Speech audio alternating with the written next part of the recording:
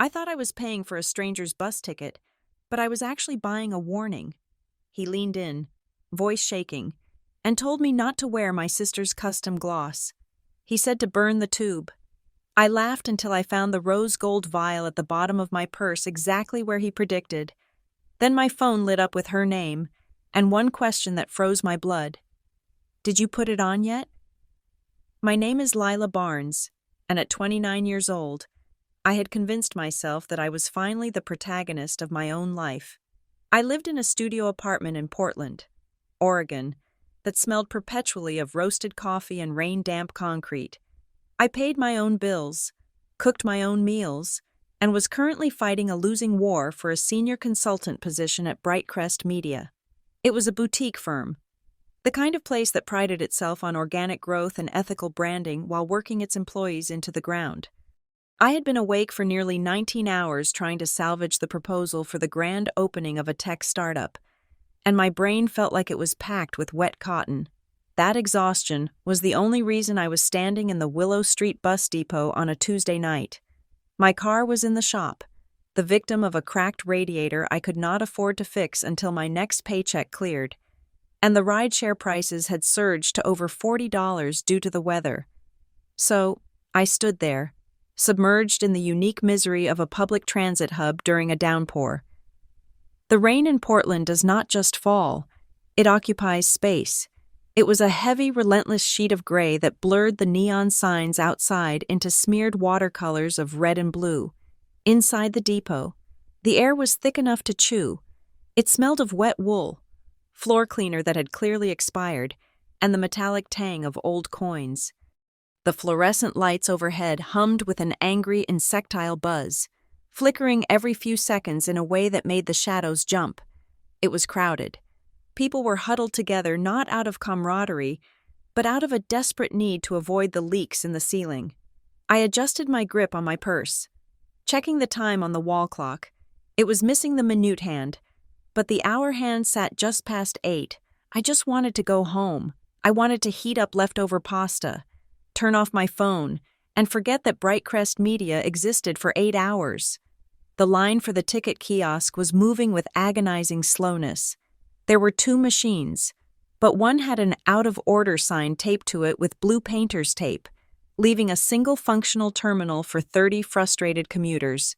Ahead of me, the line shuffled forward. I could hear the rhythmic stamping of feet and the rustle of waterproof jackets. That was when I noticed him. He was standing at the front of the line, right before the plexiglass window of the staffed counter. He looked small, swallowed up by a faded tan trench coat that had seen better decades. He was wearing a flat cap pulled low, and his hands, resting on the counter, were trembling violently. It was not just a shiver from the cold. It was a deep, bone-rattling tremor. The ticket agent, a woman with hair dyed a violent shade of burgundy and a name tag that read Patty, sighed loudly enough for the back of the line to hear. "Sir, I told you," she said, her voice flat and bored. "The fare to Gresham is $6. You have $4.25 here." The old man pushed the coins forward again, his fingers slipping on the countertop. "Please," he murmured. His voice was gravelly, wet with age or illness. "I just need to get to the stop on 4th. It is raining. I can't walk it." "Policy is policy," Patty said, already looking over his shoulder at the long line behind him. "If I let you slide, I have to let everyone slide. Next—" The man did not move. He just stared at the small pile of quarters and dimes, his shoulders hunching inward as if he were trying to make himself disappear. The man behind me, a guy in a soaking wet construction vest, groaned. "Come on, Pops, move it or pay up."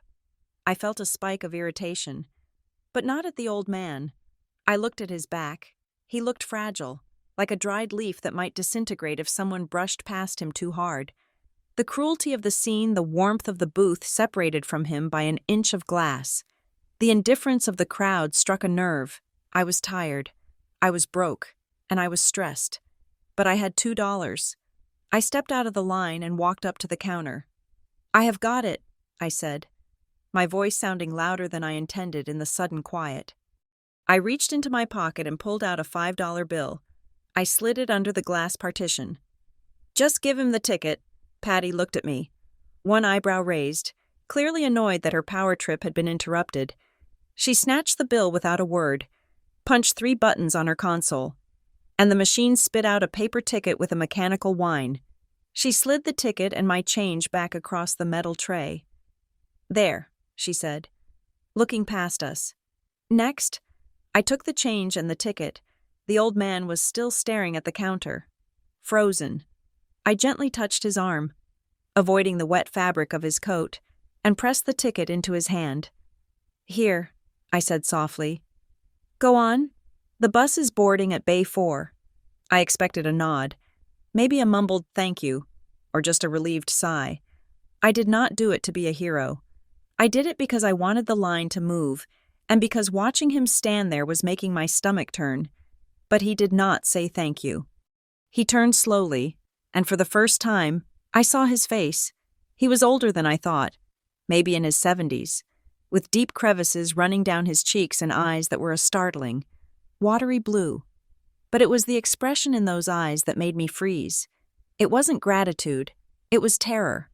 He looked around us, his head snapping left and right, scanning the wet crowd, the flickering lights, the dark corners of the depot.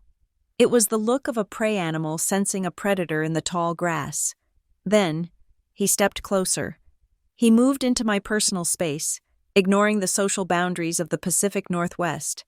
I could smell him now, old paper, rain, and a faint, chemical scent like rubbing alcohol. He leaned in until his face was inches from my ear. "Take the ticket," I said, trying to back away, thinking maybe he was confused. He gripped my wrist. His hand was surprisingly strong, his fingers digging into the sleeve of my coat. He wasn't looking at me. He was looking past me, toward the entrance of the station. "Listen to me," he whispered.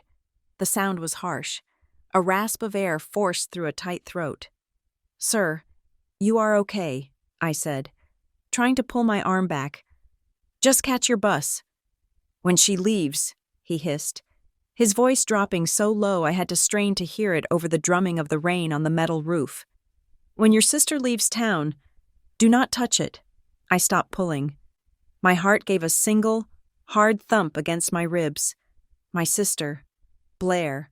How could he know I had a sister I had not spoken to anyone in the line? I was not wearing anything that identified me. "What?" I asked, my voice trembling.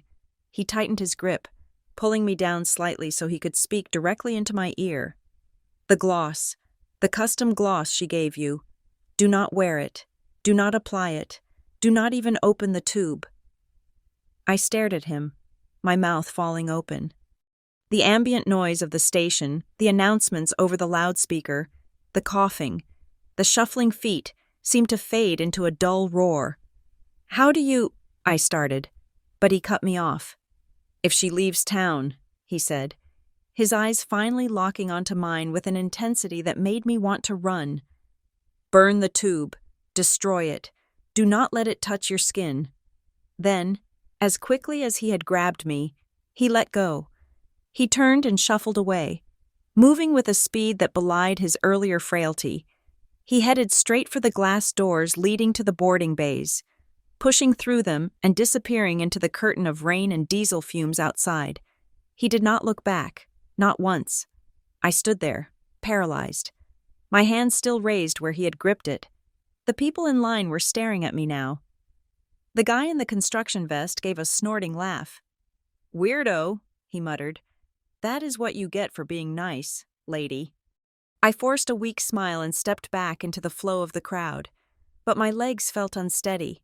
I walked to a bench away from the ticket counter and sat down, clutching my purse against my chest. My heart was hammering a frantic rhythm against my sternum. The gloss. It was insane. It had to be. It was just a senile old man rambling. Maybe he had heard me talking on the phone earlier. No, I hadn't made any calls. Maybe he knew Blair. Everyone knew Blair. She was a rising star in the dermaceutical industry, her face plastered on LinkedIn articles and local business magazines. But how would he know she had given me anything? How would he know specifically about the gloss? I tried to rationalize it. This was a city full of people with mental health struggles.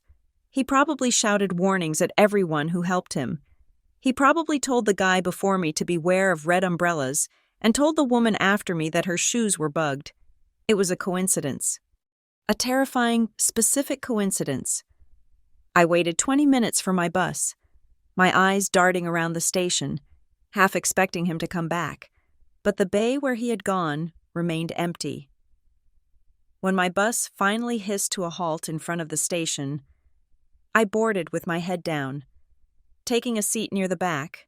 The ride home was a blur of wet asphalt and streetlights. I sat with my forehead pressed against the cold glass, watching the raindrops race each other down the window pane. I tried to think about the Bright Crest proposal. I tried to think about the rent due in 5 days, but my mind kept replaying the sensation of his hand on my wrist and the gravel in his voice. Do not open the tube. When I finally unlocked the door to my apartment, the silence of the room felt heavy.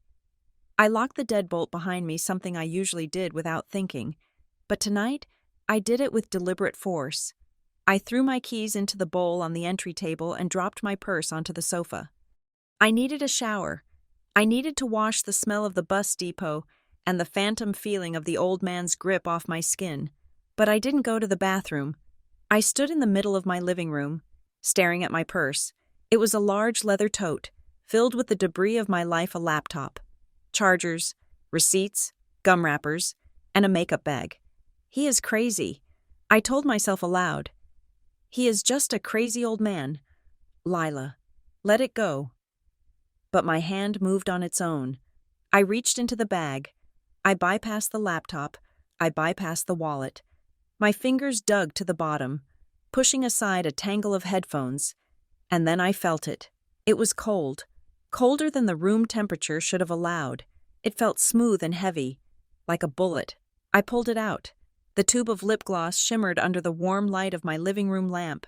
It was exquisite packaging, far too expensive for anything I would ever buy for myself.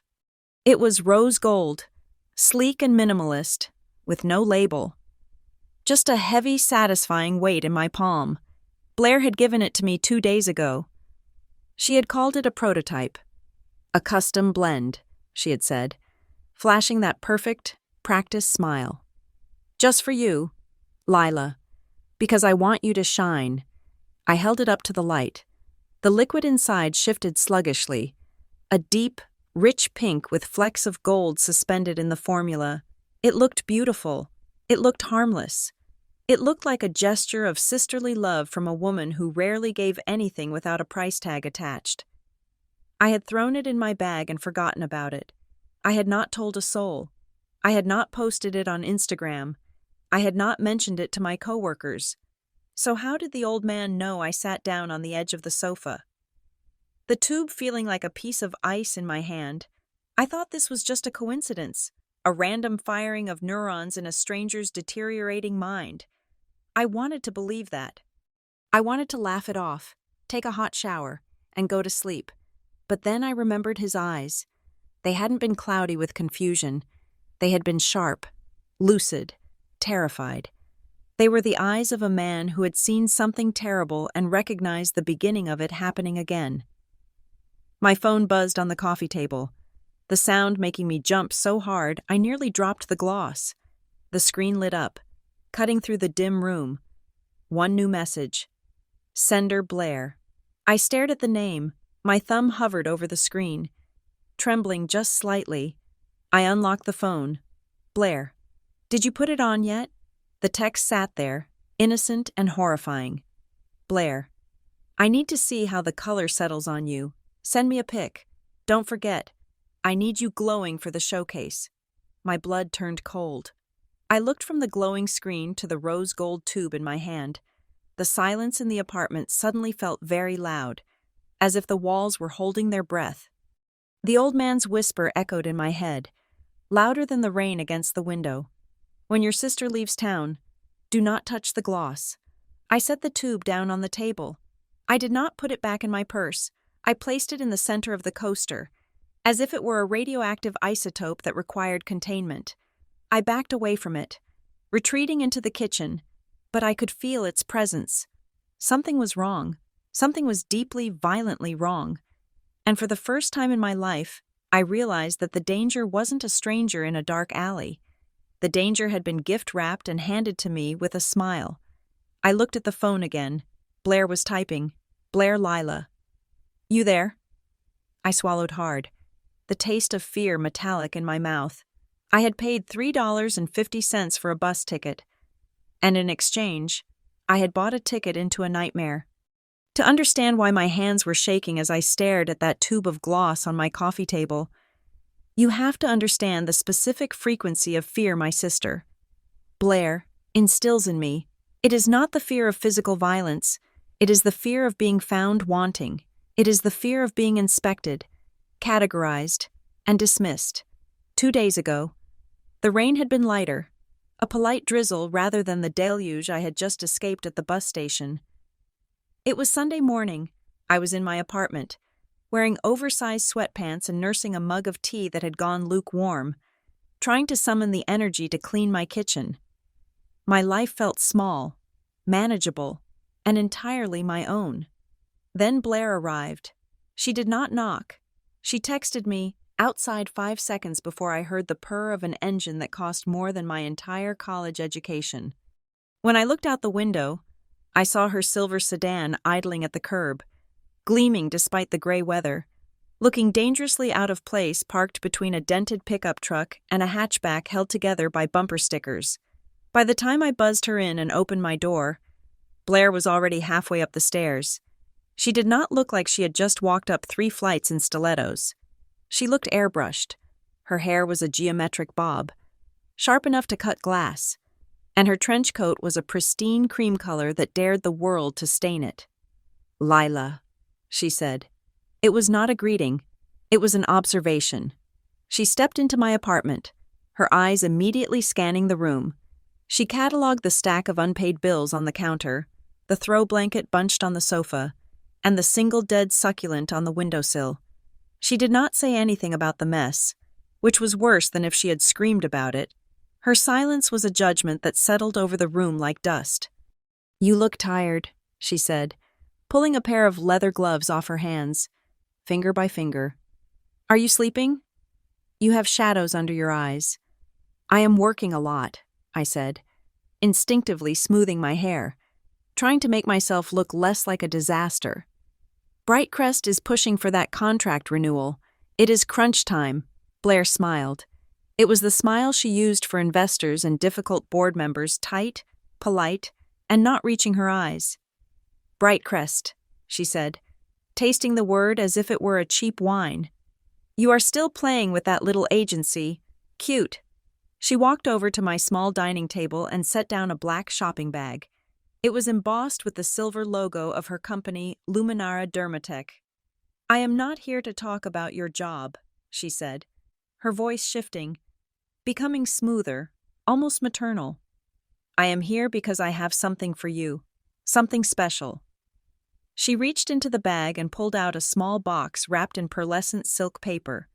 She held it out to me with both hands, a gesture of reverence. "Open it," she commanded softly. I took the box. It was heavy for its size. I unwrapped the paper carefully. Knowing Blair hated it when people tore things open, inside, nestled in black velvet, was the rose gold tube. "It is beautiful," I said, and I meant it. It looked like a piece of jewelry. "It is not just beautiful, Lila. It is science," Blair said, stepping closer. "We are launching the Radiance line next month. This is the centerpiece, a lip treatment that reacts to the unique pH and thermal signature of the wearer. It does not just sit on top of the skin, it bonds with it." She paused, watching my face. "I made this shade specifically for you, in the lab, my personal lab. I supervise the mixing myself. I call it Sister's Rose." I felt a sudden, treacherous warmth in my chest. Blair was busy. Blair was important. The idea that she had spent hours in a lab coat, mixing pigments and polymers with me in mind, was a crumb of affection I was desperate to snatch up. "Thank you," I said, looking up at her. "Really, Blair, that is incredibly thoughtful." "I need a favor," she said immediately. The warmth evaporated. Of course, there was always a transaction. With Blair, love was not a currency, it was a bribe. "What do you need?" I asked, gripping the box a little tighter. "The investor showcase is on Friday," she said. "We have the tech guys, the dermatologists, the models. They are all perfect, too perfect. They look like androids. I need something real. I need a human element. You know how the press loves you. You are the relatable Barnes sister, the struggling creative with the heart of gold." She said it with a sneer, but she needed it. "I want you to wear this gloss to the event," she continued. "I want you to be seen wearing it. I want you to tell everyone that your brilliant sister made it just for you.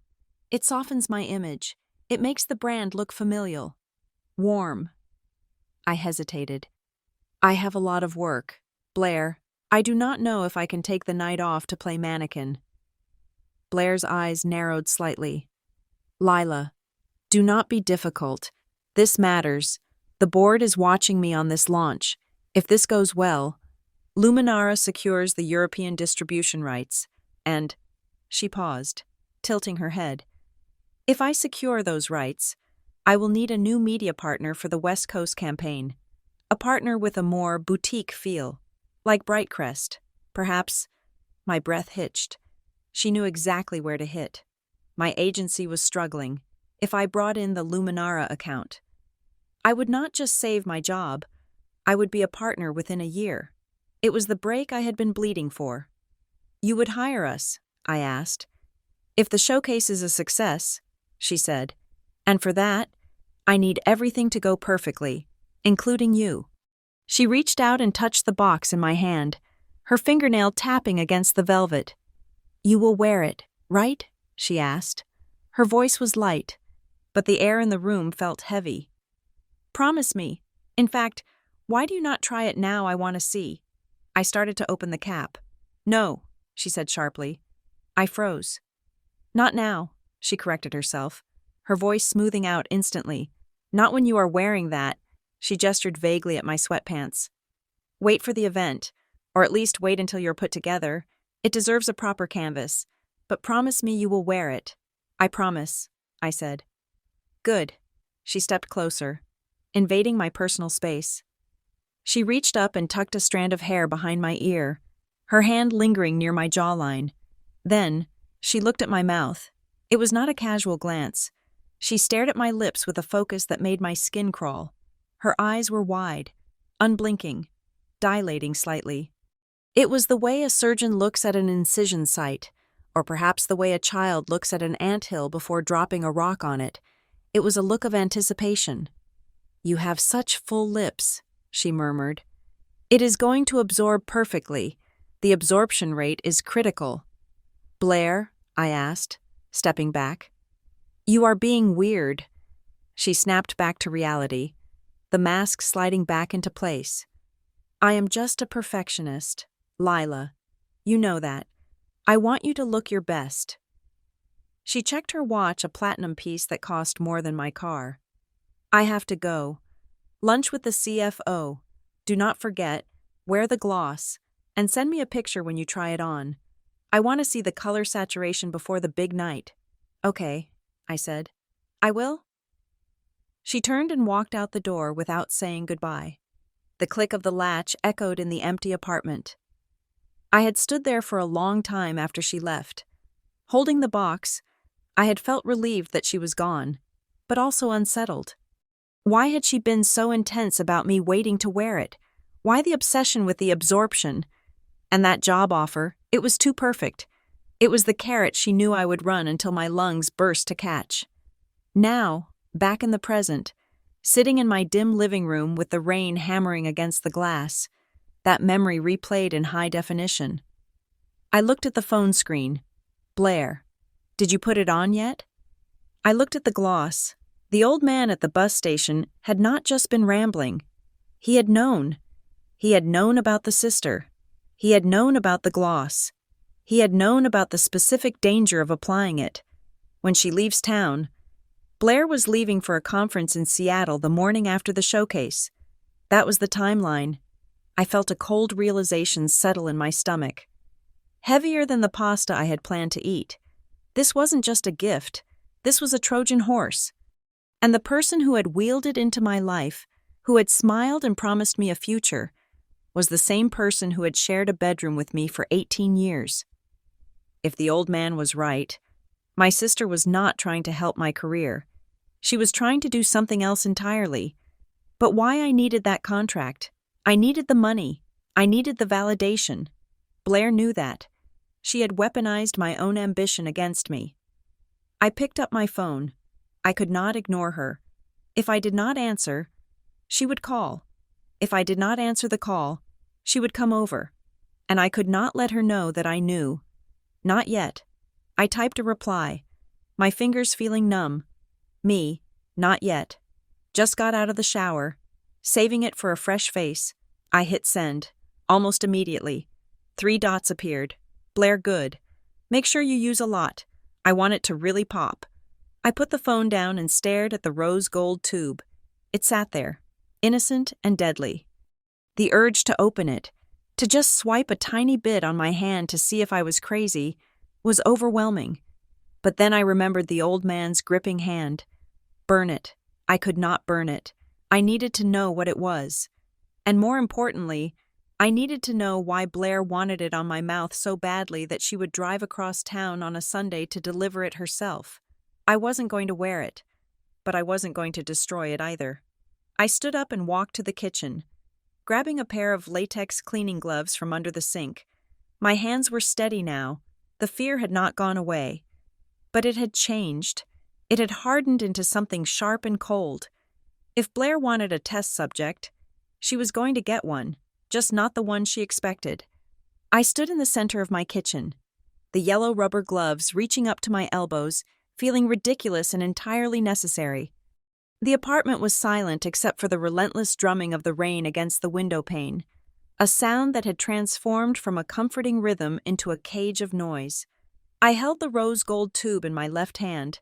It felt heavy, dense with a promise I was no longer sure was benevolent. Part of me, the rational part that paid taxes and organized spreadsheets for a living, was screaming that I had lost my mind. I was a 29-year-old woman treating a high-end beauty product like a vial of weaponized anthrax because a stranger at a bus depot had whispered a ghost story in my ear. It was absurd. It was the kind of behavior that got people prescribed sedatives. I almost convinced myself to take the gloves off, unscrew the cap, and swipe the gloss across my lips just to prove that the world was boring and safe. But then I looked at the kitchen table. Sitting there was a vase of white tulips I had bought for myself 3 days ago at the farmer's market. They were at that peak moment of bloom, their petals wide and waxy, curving upward like cupped hands. They were vibrant, alive, and innocent. If I was crazy, the tulips would not care. If I was wrong, I would have wasted a single flower and 5 minutes of my night. But if I was right, I walked over to the table. I selected the healthiest flower in the bunch, a pristine white bloom that stood a little taller than the rest. I pulled the vase closer, my heart hammering a frantic rhythm against my ribs. I twisted the cap of the lip gloss. It opened with a smooth, expensive friction. The applicator slid out with a wet pop. The scent hit me instantly. It did not smell like chemicals. It smelled like candied raspberries and vanilla. A cloying, hyper-sweet aroma that was designed to make you want to lick your lips. It was disarming. It smelled like childhood. I held the wand over the tulip. My hand was shaking so badly that the first attempt missed, and I had to steady my wrist with my other hand. I painted a single, thick streak of the pink liquid across the largest petal. The gloss sat there, shimmering under the kitchen track lighting. It looked beautiful. The gold flecks caught the light, making the petal look as if it had been kissed by something magical. The liquid did not run. It adhered perfectly to the waxy surface of the flower, just as Blair had said it would bond to skin. I recapped the tube, and set it down on the far side of the counter, as far away from me as the small kitchen allowed. Then I pulled up a chair and sat down to watch. For the first 10 minutes, nothing happened. The gloss just sat there, glistening. I felt a flush of embarrassment rising up my neck. I was being paranoid. I was letting my exhaustion and the stress of the Bright Crest contract turn me into a conspiracy theorist. I reached for my phone, ready to text Tessa and tell her a funny story about how I had just conducted a science experiment on a vegetable because of a senile man at the bus station. Then I heard a sound. It was faint, a tiny, wet crinkle, like cellophane being slowly crushed. I leaned in closer. The streak of pink gloss was no longer sitting on top of the petal. It had sunk in. The bright, vibrant pink was darkening, turning a bruised, angry purple. The texture of the petal beneath the liquid was changing. It was no longer smooth and firm. It looked puckered. I watched, mesmerized and horrified. As the reaction accelerated, it did not look like the flower was wilting from lack of water. It looked like it was being digested. The purple stain spread outward from the gloss line, moving with terrifying speed, like ink on blotting paper. Wherever the color touched, the structural integrity of the flower collapsed. The white veins of the tulip turned black, standing out like necrotic spiderwebs against the dying tissue. 15 minutes in, the petal began to curl inward on itself. It was shrinking. The edges turned brown and crispy, while the center, where I had applied the gloss, became a wet, gray sludge. And then came the smell. It started as a faint undertone beneath the raspberry scent, but within moments, it had taken over the kitchen. It was not the smell of rotting vegetation. It was acrid and sharp. It smelled like burning plastic, or hair caught in a curling iron, mixed with the harsh sting of ammonia. It was a chemical violence that made my eyes water and the back of my throat itch. I stood up, my chair scraping loudly against the floor. I backed away, covering my nose with my gloved hand. The tulip was dying, but it was not a natural death. The flower was dissolving. The toxin, because that is what it was. There was no other word for it, was traveling down the stem now. The bright green stalk was turning a sickly, translucent yellow. The other flowers in the vase remained untouched, pristine and white, which only made the destruction of the test subject look more grotesque. It had been less than 45 minutes. If I had put that on my lips, I gagged. The visualization hit me with the force of a physical blow. I imagined that gray, bubbling sludge replacing the skin of my mouth. I imagined the burning sensation, the chemical seepage entering my bloodstream, the necrosis spreading to my gums, my tongue, my throat. I scrambled to the window and threw it open. The cold, wet air of the storm rushed in, clashing with the toxic fumes in the kitchen. I breathed it in greedily, letting the rain spray onto my face. I needed to get it out. I needed to get it out of my apartment. I grabbed the entire vase, my movements jerky and panicked. I rushed to the bathroom and dumped the flowers, water and all, into the trash bin. I tied the bag tight, double knotting it, then shoved that bag into another trash bag. I ran to the front door, unlocked it, and sprinted down the hall to the building's trash chute. I shoved the bundle in and heard it plummet down 3 stories into the dumpster below. When I got back inside, I ran to the kitchen sink. I still had the rubber gloves on, but I felt contaminated. I stripped them off and threw them in the trash. Then I turned the faucet on as hot as I could stand. I pumped soap onto my hands once, twice, 3 times, and scrubbed. I scrubbed until my skin was raw and red. I scrubbed until the heat of the water made my hands ache. I washed my face. I rinsed my mouth out with water, spitting into the sink over and over again, trying to get rid of the phantom taste of raspberries and burning plastic. I was standing there, gripping the edge of the sink, gasping for air, when my phone buzzed on the counter. The sound was like a gunshot in the quiet apartment. I stared at it. The screen lit up. Incoming call, Blair. My stomach dropped. I stared at the name dancing on the screen. She knew. Somehow, she knew. Did she have a camera in here? Was she watching me right now? I looked up at the ceiling corners, scanning for a blinking red light. my paranoia in full bloom. The phone kept buzzing. If I did not answer, she would know something was wrong. Blair did not tolerate being ignored. Suspicion would make her dangerous in a different way. I took a deep breath, shook my hands dry, and swiped the green icon. Hello? My voice sounded thin, brittle. I cleared my throat and tried again. Hey, Blair. Lila. Her voice was bright, effervescent. It was the voice she used when she had just closed a deal or humiliated a rival. I am just leaving the office. I wanted to check in. Did you do it?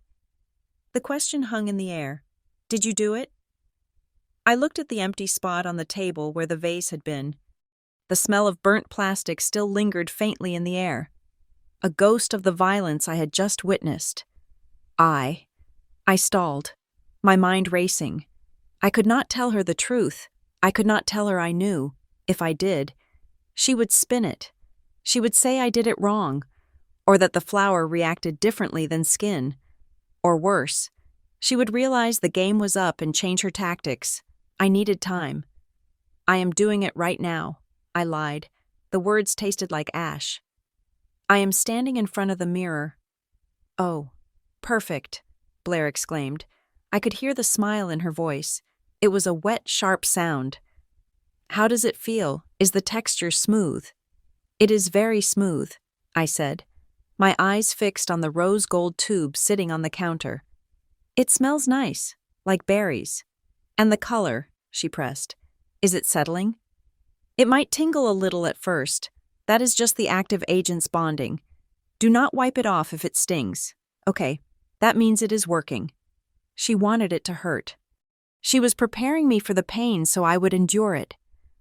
It tingles a little, I said, improvising. But it is okay. The color is really vivid. There was a pause on the other end of the line, a silence that stretched just a second too long. Then, Blair laughed. It was a soft, low sound, barely a breath. It was not a laugh of amusement. It was the sound of a latch clicking into place.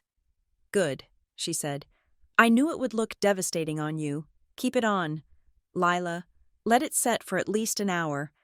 I want you to get used to the weight of it. I will, I said. I have to go. Blair, I have some work to finish for the proposal. Of course, she said. Priorities. Send me that picture soon. I am dying to see. Bye. I ended the call and threw the phone onto the sofa cushions as if it had burned me. I stood there, trembling. She had been so casual. She had been so happy. I could hear the background noise of Tessa's apartment, the hum of her television, the clink of a glass. Then, the noise stopped. She had muted the TV. I am listening, she said. Her tone had shifted. The banter was gone. I think my sister is trying to hurt me, I said. She gave me a lip gloss. She wants me to wear it for the showcase. I just put some on a flower. A tulip. I took a breath, squeezing my eyes shut. Tessa. It melted the flower. It turned black. It smells like burning plastic. It took less than an hour. I waited for the skepticism. I waited for her to tell me that chemicals react weirdly with plants, that I was overreacting, that Blair was a narcissist but not a monster. But Tessa did not laugh. She did not scoff. Where is the gloss now? She asked. Her voice was hard, focused. It is on my counter, I said. I touched the tube, but I wore gloves. I washed my hands. Do not touch it again, Tessa ordered. Do not even look at it. Put it in a Ziploc bag using tongs if you have to, but do not let it touch your skin. You believe me? I asked, a wave of relief crashing over me so hard I almost sobbed. I have met Blair, Tessa said darkly.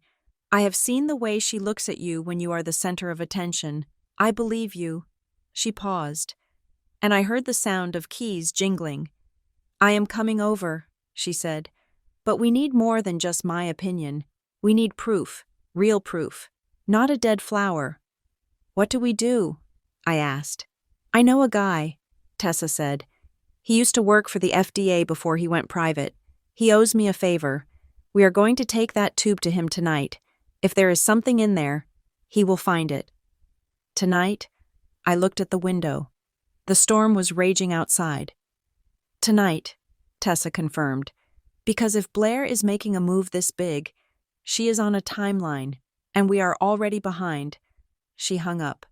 I lowered the phone. The apartment felt different now. It was no longer a sanctuary. It was a crime scene. I looked at the rose gold tube one last time. It gleamed under the lights, elegant and silent. I went to the kitchen drawer and pulled out a pair of metal tongs. Tessa drove with the kind of precision that usually terrified me, but tonight, I found it comforting. Her knuckles were white against the leather steering wheel of her coupe as we cut through the dark arteries of the highway. Heading away from the city center. The rain had softened into a thick, clinging mist that turned the streetlights into glowing, suspended orbs of sulphurous yellow. We did not speak.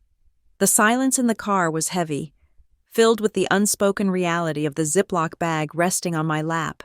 Inside that bag, wrapped in a second layer of plastic and held with a pair of kitchen tongs, was the rose gold tube. We exited the highway and wound through an industrial park that looked abandoned in the late hour. This was not the part of Portland with artisan coffee shops and murals.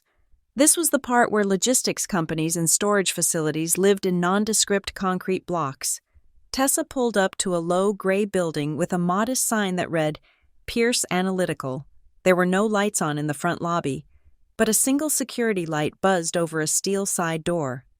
Rowan is waiting, Tessa said, killing the engine. He does not ask questions about the why, only the what.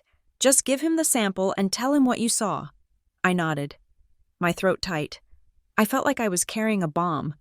We were buzzed in immediately. The interior of Pierce Analytical smelled of rubbing alcohol and ozone. It was a stark contrast to the chaotic warmth of my apartment. Here, everything was stainless steel, white tile, and glass. A man in a white lab coat was waiting for us by a large mass spectrometer. Doctor, Rowan Pierce was a man who seemed to have been etched out of the same gray stone as the building. He was tall, thin, and possessed a stillness that was almost unnerving. He did not smile when we entered. He simply nodded to Tessa and then turned his gaze to me. Is that it? He asked, his voice low and devoid of unnecessary inflection. I placed the bag on the metal examination table. Yes, it is a lip gloss. My sister gave it to me. Doctor, Pierce put on a pair of blue nitrile gloves with practiced efficiency. He picked up the bag, holding it up to the harsh fluorescent light. He did not open it yet. He just looked at the liquid shifting inside the tube, his eyes narrowing slightly behind his wire-rimmed glasses. Tessa said you tested it on organic matter, he said. A tulip, I answered, the memory of the melting petals making my stomach turn. I put a single streak on a petal.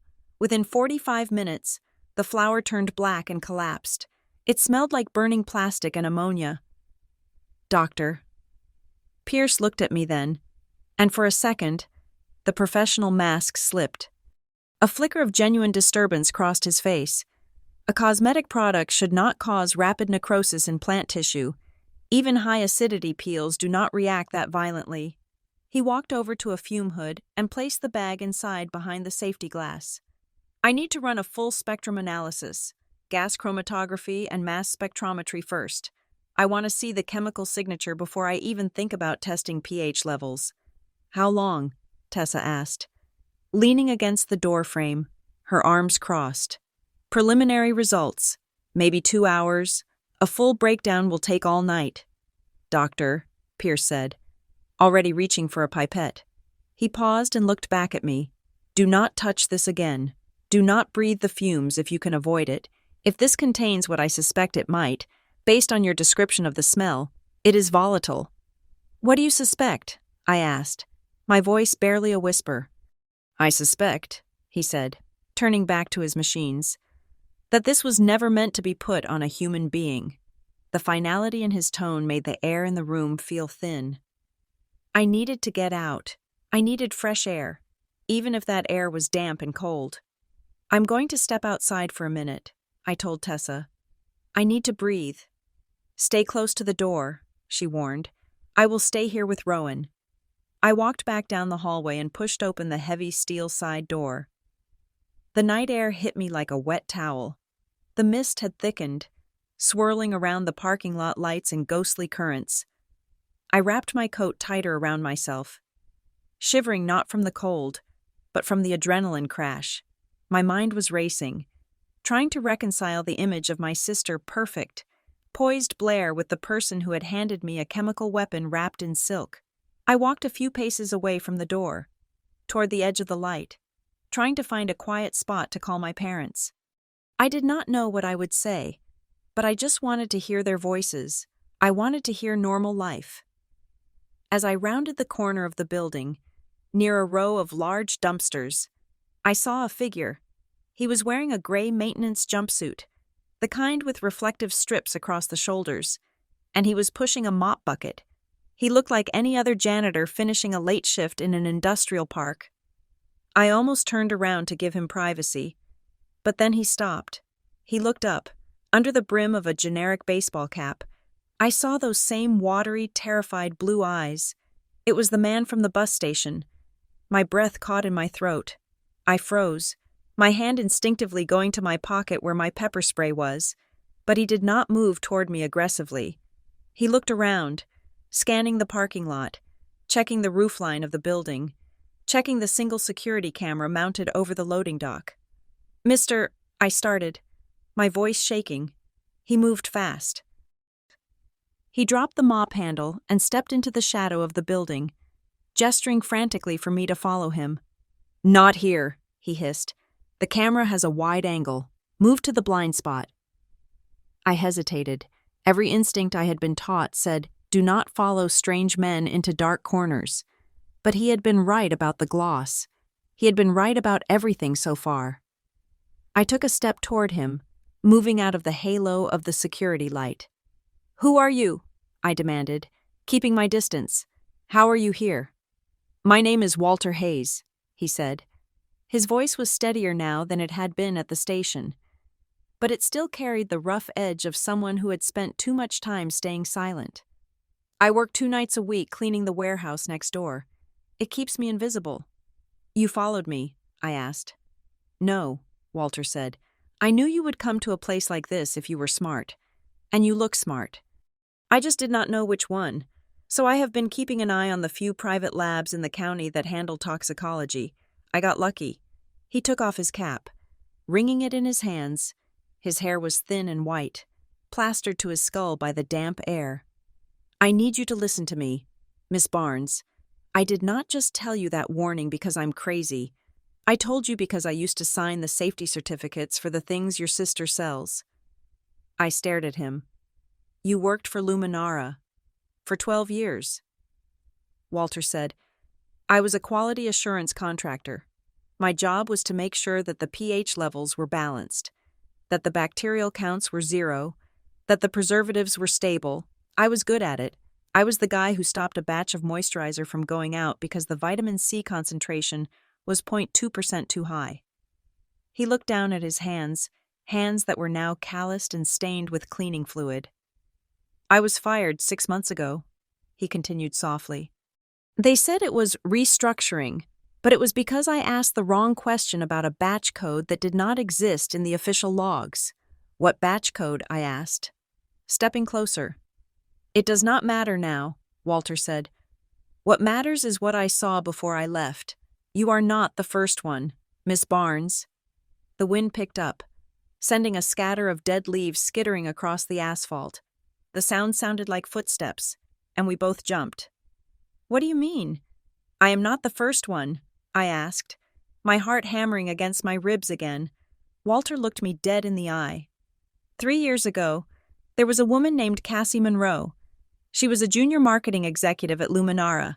Bright, ambitious, very pretty. She was rising fast. Some people said she was rising faster than Blair liked. I knew the name. I remembered Blair mentioning a Cassie years ago, someone she had found difficult but talented. Then the name had just vanished from her stories. "I remember her," I said. "Blair said she moved to Chicago." Walter let out a short, bitter laugh. She did not move to Chicago. She moved back in with her parents in Idaho because she could not show her face in public for 6 months. I felt the blood drain from my face. What happened to her? It was her birthday, Walter said, his voice dropping to a whisper. Blair threw her a small party in the break room. Very generous, very public. She gave Cassie a prototype of a new exfoliating serum. She said it was a gift. She said she wanted Cassie to be the first to try it because she had perfect skin. The parallel was so exact it made me dizzy. You are the face. I made it just for you. Cassie used it that night, Walter continued. By morning, she had second-degree chemical burns on her cheeks and chin.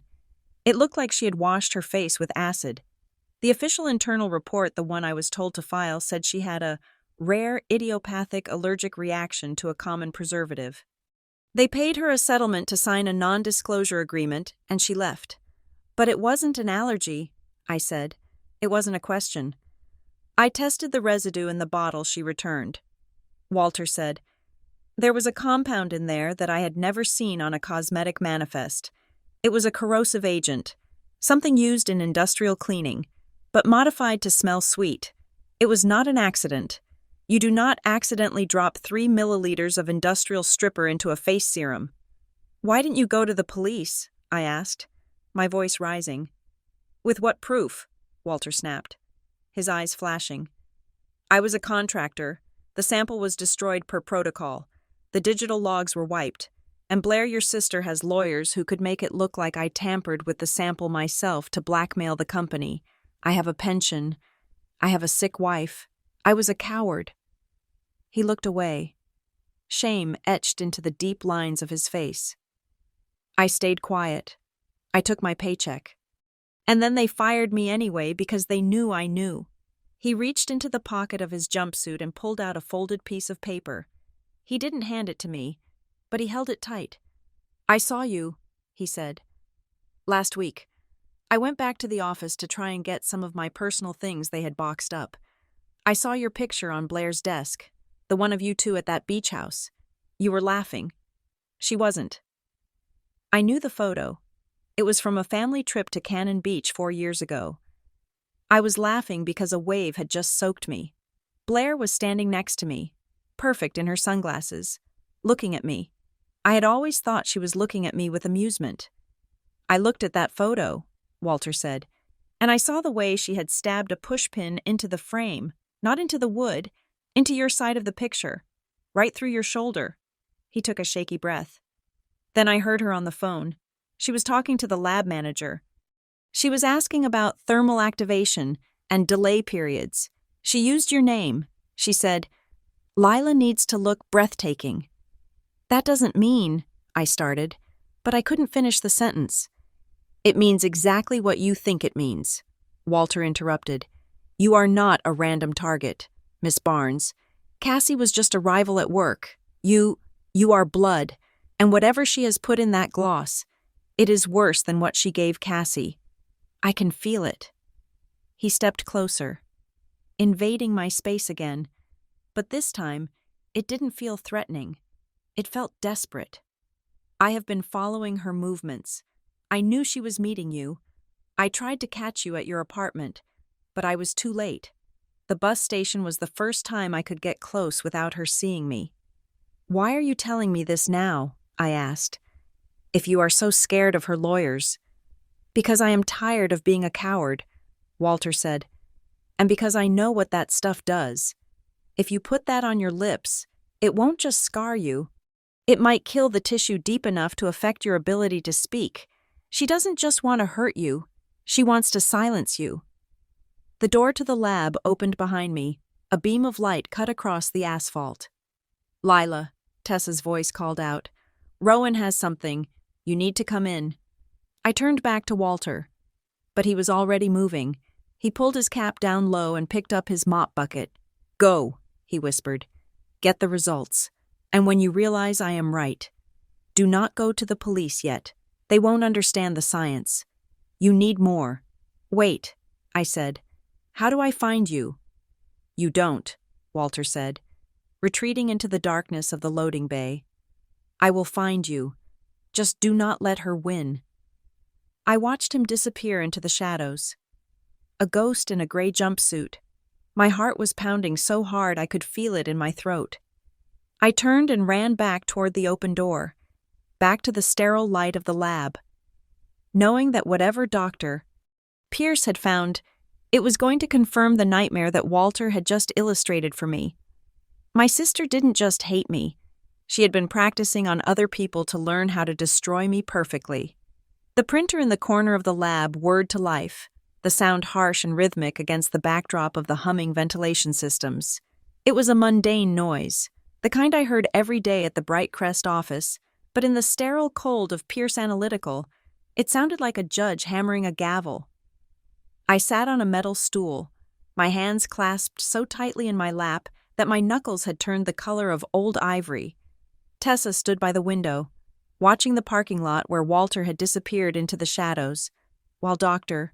Rowan Pierce watched the paper slide out of the tray. He picked up the single sheet of paper, adjusted his glasses, and read it in silence. He did not frown.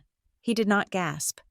He simply went very still, a reaction that terrified me more than any dramatic outburst could have. "Lila, Doctor," Pierce said, turning to face me. He did not use my last name this time. "You said your sister called this a lip treatment." "Yes," I answered, my voice barely holding together. "She said it reacts to pH levels." "It reacts." "All right," Pierce said. Walking over to hand me the paper, I looked at the graph, a jagged red line spiking violently across the page. The base is a standard polymer gel, widely used in cosmetics, but the active agent suspended in it is a derivative of phenol, mixed with a trace amount of mercury salt. This is not a beauty product. It is a slow-acting caustic agent used for industrial etching. I stared at the chemical names, meaningless strings of letters that translated to violence. "What does that mean?" "In plain English." "It means that if you had applied this to your lips," Pierce said, his voice deadly calm, "the initial sensation would have been a mild tingling, masked by the cooling agents in the formula. That is the bonding she told you about. But within an hour, the compound would begin to break down the cellular structure of your epidermis. It would eat through the mucous membrane." He took a breath, looking me right in the eye. "It would not just cause a surface burn, it would cause deep tissue necrosis. You would have lost the skin on your lips, the scarring would be permanent, and the mercury. That is for long-term toxicity. It attacks the nervous system, tremors, speech impediment, cognitive decline.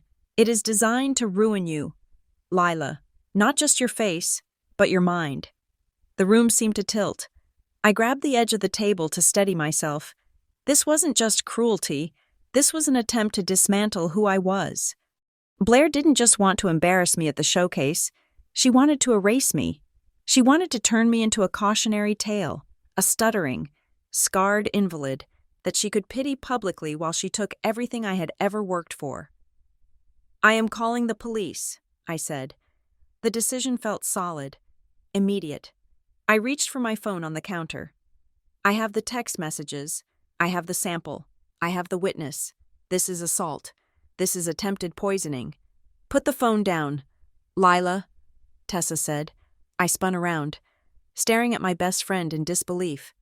"What did you not hear him?" She tried to melt my face off. "Tessa." "I heard him," Tessa said, her voice sharp and pragmatic. "And I believe him, but you cannot call the police. Not yet." "Why the hell not?" I demanded, my hands shaking as I unlocked my screen. "Because her name is Blair Barnes, and she is the VP of Luminara Dermatech," Tessa said, walking over and gently taking the phone from my hand. "Think about it. You call 911. They come, they take a report, they take the sample. Then what? They interview Blair." Tessa paced the small room, ticking points off on her fingers. "Blair will have 3 lawyers present before the police even finish reading her rights. She will say she had no idea. She will say it must have been a manufacturing error, a bad batch from a supplier in China. She will say she gave it to you out of love and she is devastated. She will cry. She will offer to pay for your medical bills, even though you did not use it, and she will launch an internal investigation that finds a scapegoat. She is right, Doctor, Pierce added quietly.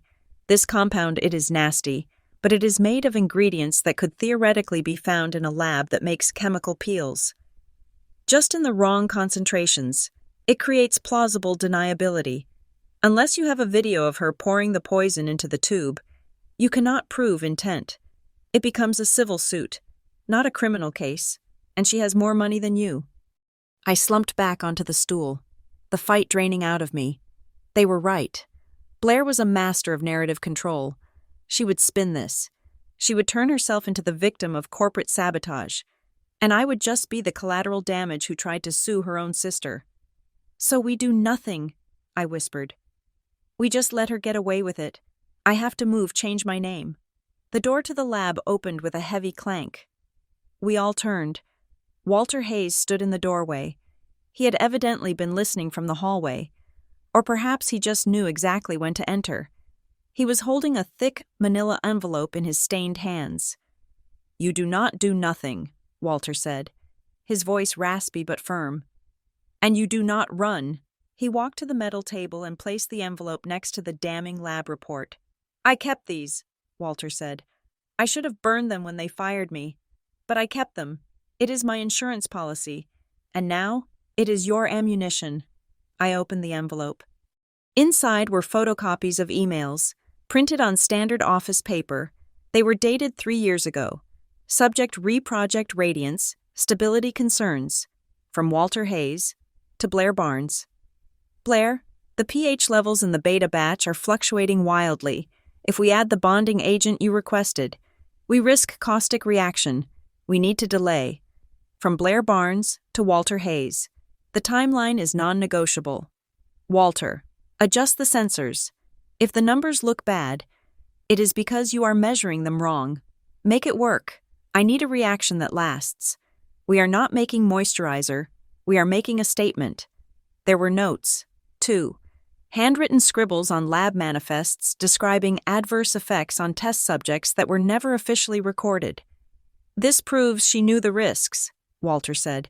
"It proves she has a history of overriding safety protocols to get a specific, aggressive result. But," he paused, looking at Dr. Pierce, "it is circumstantial." Pierce finished for him. "It proves she is reckless. It proves she is unethical. But it does not prove she tried to poison you specifically. Lila, a good defense attorney would argue these emails are about a different product, a different time." "It is not enough to put her in handcuffs," Walter admitted. "Not yet." I looked at the documents, then at the lethal tube of gloss, and finally at the faces of the 3 people in the room, a scientist, a janitor, and a marketing strategist, and me, the target. "We cannot convict her with paper," I said slowly, a cold clarity settling over me. "We can only convict her if she confesses." "Blair will never confess," Tessa said. "She is too smart. She never admits fault." "She won't admit fault," I corrected. "But she might admit success." I looked at Walter. "You said she likes to win. You said she kept that photo of us with a pin in my shoulder." Walter nodded. "She collects trophies. She needs to feel superior. That is her fuel. She wants to see me destroyed," I said, the plan forming in my mind like a structure rising from the fog. "She asked me to send a picture.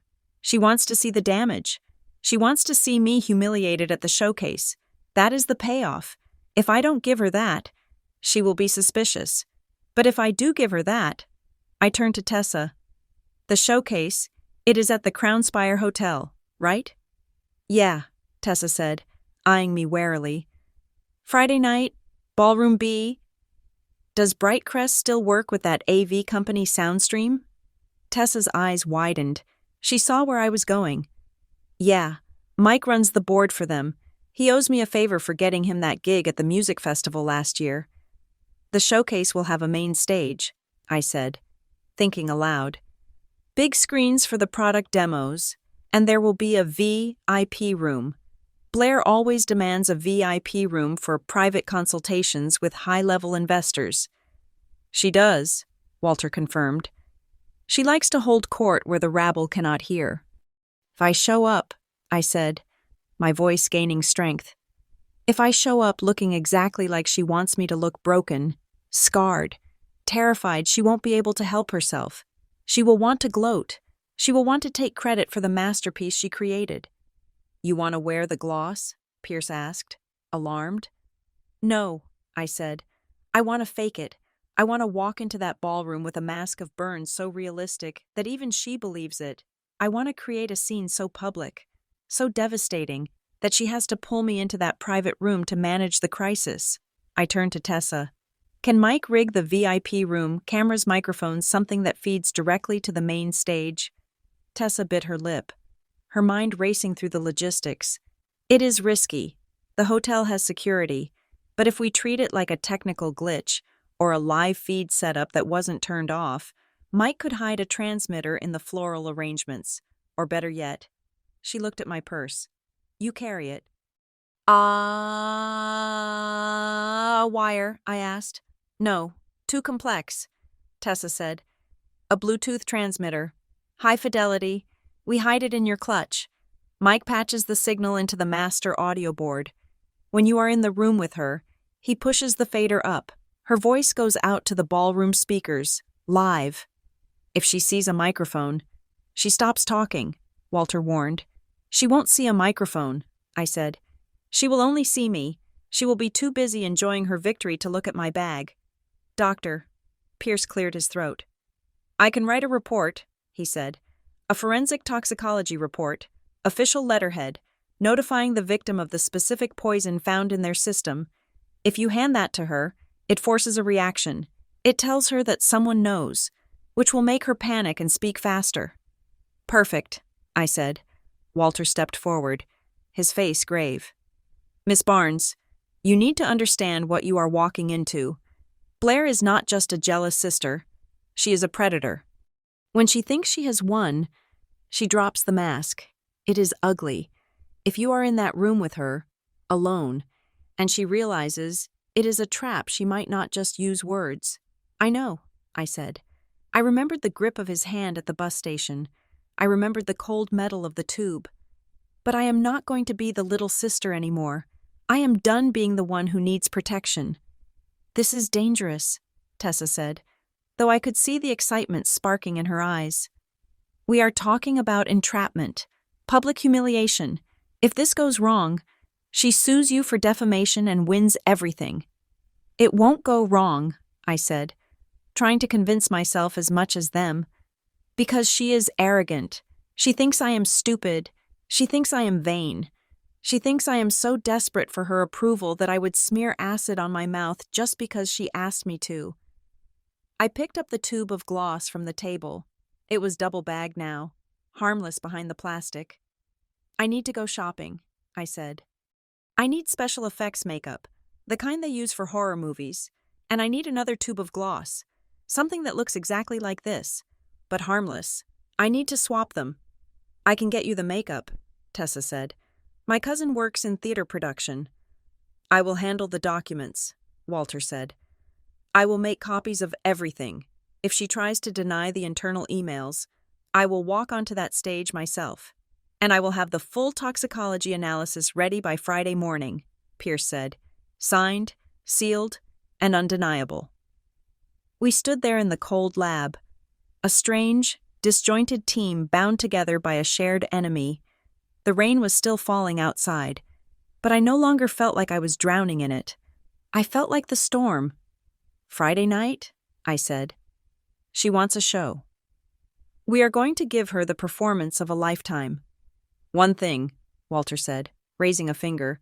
When you are in that room, let her speak first. Do not accuse her. Let her claim it. If you accuse her, she defends. If you cry, she comforts, and then she twists the knife.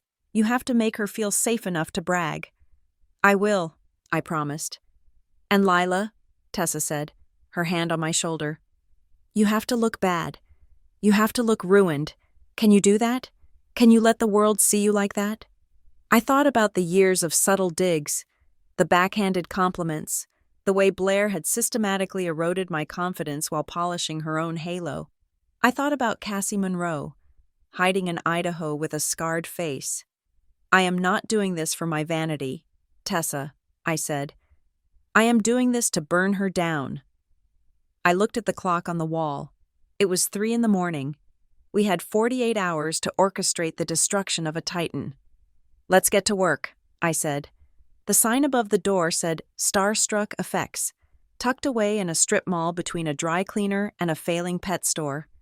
It was the kind of place that supplied local theater productions and indie horror filmmakers with everything from fake severed limbs to spirit gum. I walked in at 10 a.m.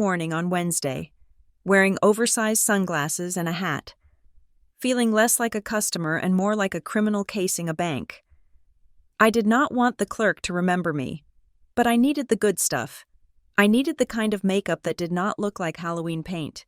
I needed texture. I needed the visceral, stomach-churning look of melted skin. I bought a professional-grade kit liquid latex, rigid collodion for scarring, a wheel of bruise pastes in yellows and purples, and a small tub of artificial blister gel. I paid in cash, $60.45, and walked out with the bag tucked deep inside my tote. Back at my apartment, the transformation began. I sat in front of my vanity mirror, the same place where I usually applied moisturizer and worried about fine lines. It was perfect. It was exactly the kind of tragedy that would make a room full of investors gasp and a sister like Blair smile. But the makeup was only half the heist. The other half was the prop. I had gone to 3 different drugstores before I found a generic brand of lip oil that came in a clear, rose gold capped tube almost identical to the weapon Blair had given me. I bought 2 of them, at my kitchen table, treating the operation with the seriousness of a bomb disposal unit. I emptied the generic oil into a small bowl, then, wearing double gloves and using a glass pipette I had stolen from an old chemistry set, I carefully transferred the harmless, sticky liquid into a small travel vial. I took the toxic gloss still double-bagged and placed it next to the empty generic tube. The packaging wasn't a perfect match, but in the dim lighting of a ballroom or the frenzied panic of a VIP suite, no one would be looking at the font size of the logo. They would be looking at the color. I peeled the label off the generic tube using rubbing alcohol to remove the glue residue. Then, I filled it with the harmless gloss. Now I had 2 items. Item A, the lethal evidence, which would stay sealed in a biohazard bag with Tessa until the trial. Item B, the decoy, which I would carry in my purse, wave around, and let Blair see. By Thursday afternoon, the plan had moved from my kitchen table to the field. Tessa came over with the tech. "It is not CIA level," Tessa said, dumping the contents of a small box onto my coffee table. "But it is reliable." She held up a small, black rectangle, no bigger than a matchbook. "This is a Bluetooth transmitter, high gain. I have paired it with my phone and Mike's receiver. It has a range of about 30 feet through walls, maybe 50 if line of sight is clear." She picked up my evening clutch, a stiff, beaded hard-shell bag I planned to wear. "We are going to tape this to the inside lining, right near the hinge. The mesh of the bag won't block the signal." "And the microphone?" I asked. "Built in," she said. "But just in case. I am giving you this." She handed me a second smartphone. It was an older model, cracked screen, fully charged. "Start a voice memo recording on this before you walk into the VIP room. Drop it in your bag face down, even if the transmission cuts out. This will record locally. We have redundancy." "Redundancy," I repeated. "I like that." Later that evening, I met Walter at a diner on the outskirts of the city. He looked nervous, dipping his fries into ketchup with a rhythmic, anxious motion. "She will try to isolate you," Walter said, his voice low. "That is her move. When things get messy, she cuts the herd. She will see your face, see the crowd reacting, and her instinct will be to pull you backstage, not to help you, to manage the optics." "That is what we are counting on," I said. "I need to get her into the VIP room. The Crown Spire has 3 suites behind the main ballroom," Walter said, drawing a map on a napkin. "The Sapphire room is the one she always books. It has soundproofing, thick curtains. She thinks it is a fortress. He looked up at me, his eyes serious. Blair talks when she feels safe. I have heard her, after meetings, when the clients leave, she decompresses, she brags, she narrates her wins to herself or anyone she thinks is on her side. If she sees you broken, Lila, she won't see a victim. She will see a completed project. She will want to critique it. Critique it. I felt a chill that had nothing to do with the air conditioning. She will want to know if it hurt, Walter said bluntly. She will want to know when the pain started. She will treat it like data. You have to be ready for that. Do not get angry. Get sad. If you get angry, she puts her guard up. If you are pathetic, she leans in. I can be pathetic, I said. I have had 29 years of practice feeling small around her. The final piece of the puzzle was the most painful to place. I sat in my car in the rain, staring at my phone, my thumb hovering over my mother's contact. I hadn't told my parents the truth. I couldn't. If my mother knew Blair had tried to maim me, she would have a stroke, or worse, she would call Blair screaming and blow the whole operation. They had to be in the dark. They had to be part of the audience. I hit dial. "Hi, Mom," I said, forcing a cheerfulness into my voice that felt like swallowing glass. "Lila." "We are so excited for tomorrow," my mom chirped. "Your father is already picking out his tie. We are so proud of Blair." "I know," I said. "Listen, I want you guys to come a little early. Maybe get seats right near the front. I have a surprise for Blair, a tribute." "Oh, honey, that is lovely," Mom said. "She will love that. You girls finally getting along, it is all I ever wanted." "Yeah," I said, closing my eyes against the guilt. "It is going to be a night to remember. Just make sure you are there when I come out. I want you to see everything. We wouldn't miss it for the world," she promised. I hung up. I was using them. I was weaponizing their love and their presence to ensure Blair couldn't spin the narrative. If my parents saw me injured, their reaction would be raw and real. It would validate the horror for everyone else in the room. I was breaking their hearts to save my life. Friday morning arrived with a gray, oppressive sky. The hours moved like molasses. At noon, a courier arrived with a package from Pierce Analytical. I signed for it, my hands steady. Inside was a heavy cream-colored folder. The report was magnificent in its brutality. Forensic Toxicology Analysis Sample. ID 44-B-lipid status. Confirmed caustic agent. It detailed the chemical composition, the projected tissue damage, and the distinct lack of any standard cosmetic preservatives. It was signed and notarized by Dr. Pierce. I took a picture of the report. Then I wrote a text message to myself, scheduled to send at 9:30 that night, 30 minutes after the showcase began. To Lila Barnes. Self-attachment photo of lab report message. If I do not call you by 10 p.m., send this file to the Oregonian tip line and the district attorney.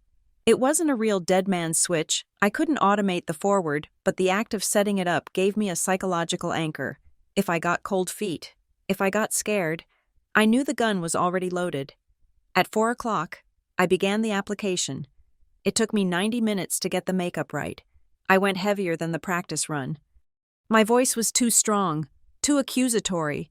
I shook my head and tried again. I imagined I was 5 years old. I imagined Blair had just stolen my favorite doll and broken its head off. And I was trying to understand why.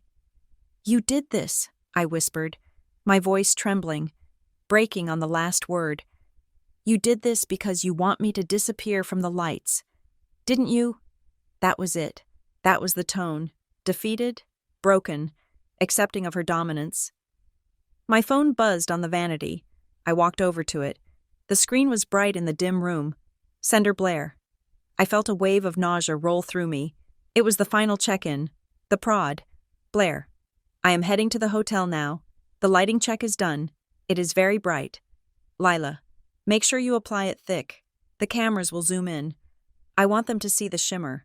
I stared at the words. I want them to see the shimmer.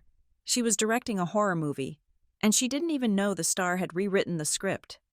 I picked up the decoy tube of gloss, the harmless one. I slipped it into my clutch, right next to the taped-in transmitter. I typed back, "On my way. You won't be able to look away." I grabbed my keys. I grabbed the clutch.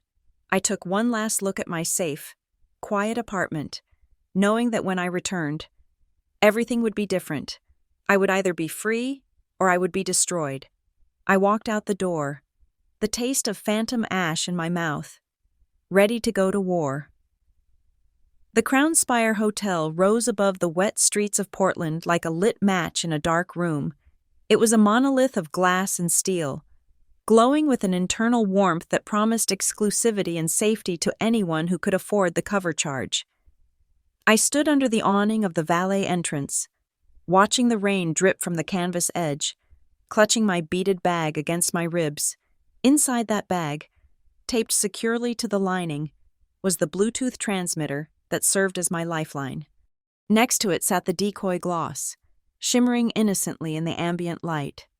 I took a breath, tasting the exhaust fumes of the idling luxury cars and the damp ozone of the storm. My heart was not beating. It was vibrating, a frantic hum that radiated out to my fingertips.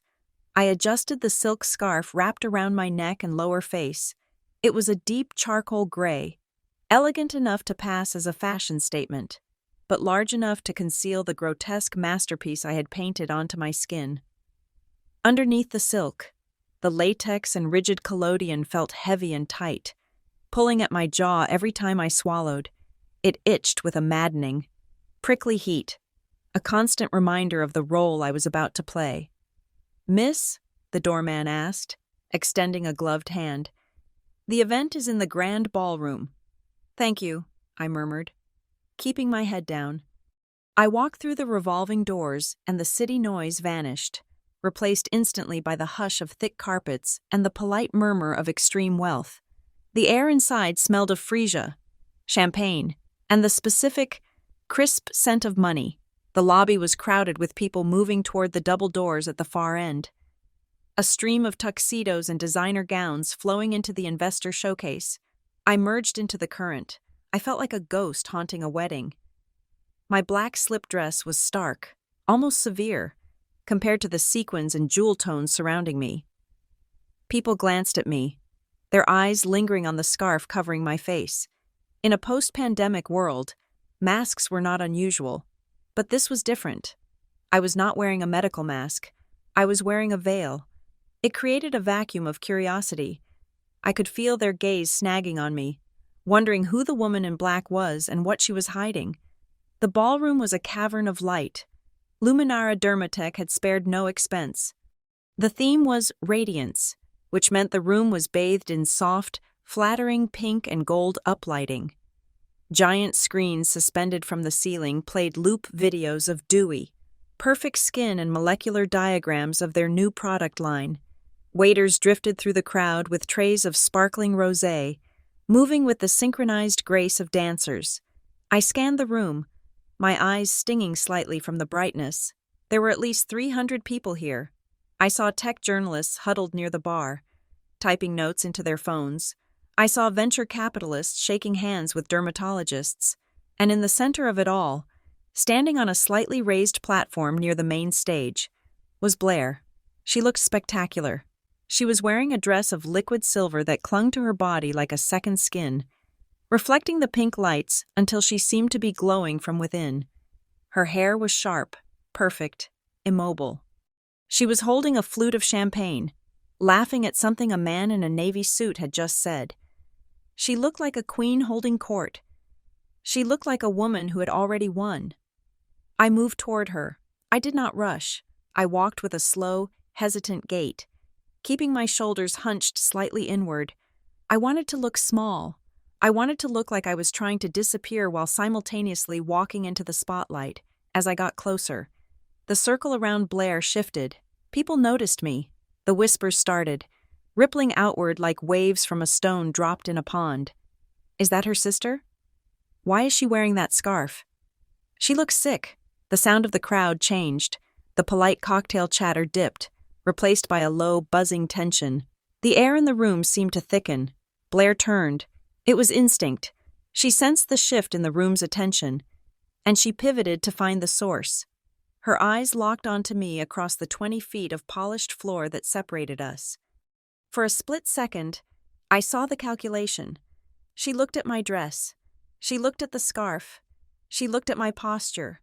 I saw her verify the narrative in her head. Lila used the gloss. Lila is hurt. Lila is here. A smile flickered at the corner of her mouth so fast that if I had blinked, I would have missed it. It was not a smile of greeting. It was the smile of a predator who sees the trap has sprung. Then, the performance began. "Lila," she cried out, her voice pitching up into a perfect register of sisterly concern. She set her champagne glass down on a passing tray with a sharp clink and rushed toward me. The crowd parted for her, creating a corridor of empty space between us. She moved beautifully, the silver dress flowing like water, her arms outstretched. "Oh my God, you made it," she said, reaching me and grabbing my shoulders. Her grip was firm, her fingers digging into my bare skin. "But why are you late? And what is—" She pulled back, staring at the scarf. "Why are you covering your face?" She was loud. She was projecting to the back of the room. She wanted everyone to hear. I let my voice tremble, pitching it low so she would have to lean in, drawing the cameras closer. "I didn't want to come, Blair, but you said it was important." "Of course it is important," Blair said, her eyes wide and searching. "But look at you. You are shaking. What is wrong?" She reached up, her hand hovering near the edge of the scarf. "Is it an allergy? Did you eat something?" She was teeing it up. She was giving me the cue. "Is it an allergy?" That was the line Walter had said they used on Cassie Monroe. It was her pre-planned defense, spoken before the evidence was even revealed. I looked at her, letting my eyes fill with the fear I didn't have to fake. I was terrified, but not of the gloss. I was terrified that this gamble would fail and she would destroy me. "I used the gift," I whispered. "The one you gave me." Blair's eyes lit up. It was a terrifying spark of triumph. She looked over her shoulder at the press photographers who had gathered in a semicircle around us. Their lenses were huge, black eyes staring at my humiliation. "The gloss?" Blair asked, her voice filled with a fake, horrified confusion. "You used the prototype." "Oh, Lila, show me. Let me see." She didn't wait for me to do it. She reached out and hooked her finger into the edge of the silk scarf. I did not stop her. I let her pull. The silk slid down my face, pooling around my neck like a dark noose. The reaction was immediate and visceral. A collective gasp sucked the air out of the room. It was a wet, sharp sound, followed by a heavy silence that lasted for exactly 1 second. Then the cameras went off. The flashes were blinding.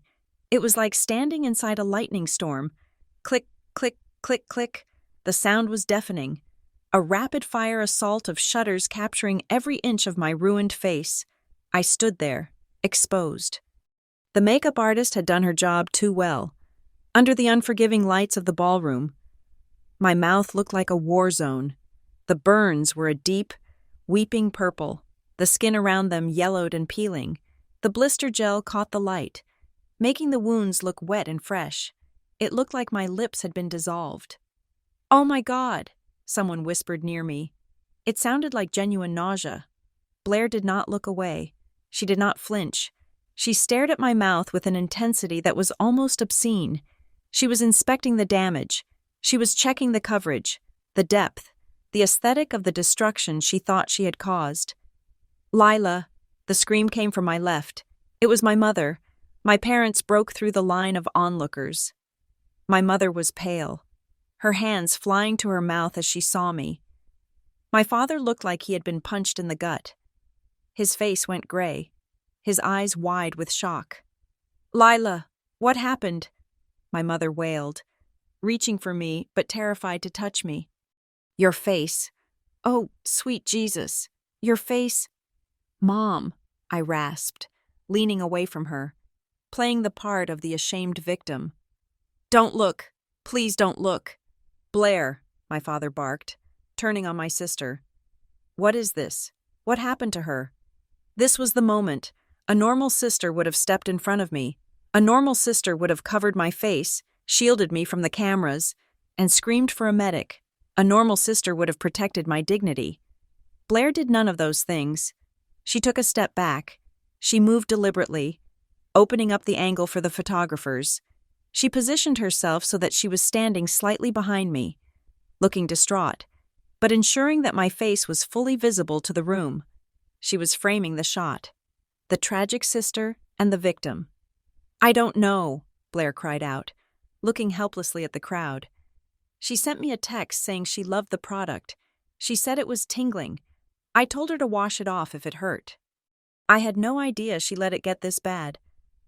She was already spinning it. I told her to wash it off. A lie, a brilliant, instant lie told in front of 300 witnesses. "It hurts," I whimpered, letting my knees buckle slightly. "Blair, it burns." I reached out and grabbed Blair's arm.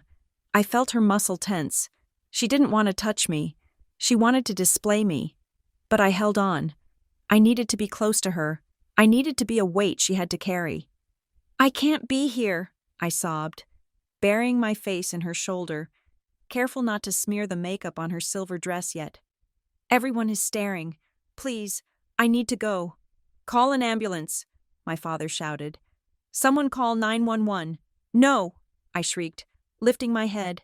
"No police? No ambulance? The press, they will put it everywhere. Please, Dad, I just want to hide." I looked at Blair. I poured every ounce of desperation I had into my eyes. "Take me to the back," I begged her. "Yeah. You have a room, right? The VIP room. Just get me out of the light. Please, Blair, I am begging you." Blair looked down at me. I saw the gears turning in her mind. If she let the ambulance come, she lost control of the body. She lost control of the narrative. Doctors would ask questions. Police would take statements. But if she took me to the private room, she could calm me down. She could coach me. She could get me to sign something, or record me admitting it was an accident. She could own the situation. And more than that, I saw the hunger in her eyes. She wanted to be alone with her creation. She wanted to see the burns up close, without my mother wailing in her ear. She wanted the satisfaction of my total surrender. "Of course," Blair said, her voice dropping to a soothing, authoritative coo. "Of course, baby, I have got you. We will go to the suite. I have a first aid kit there.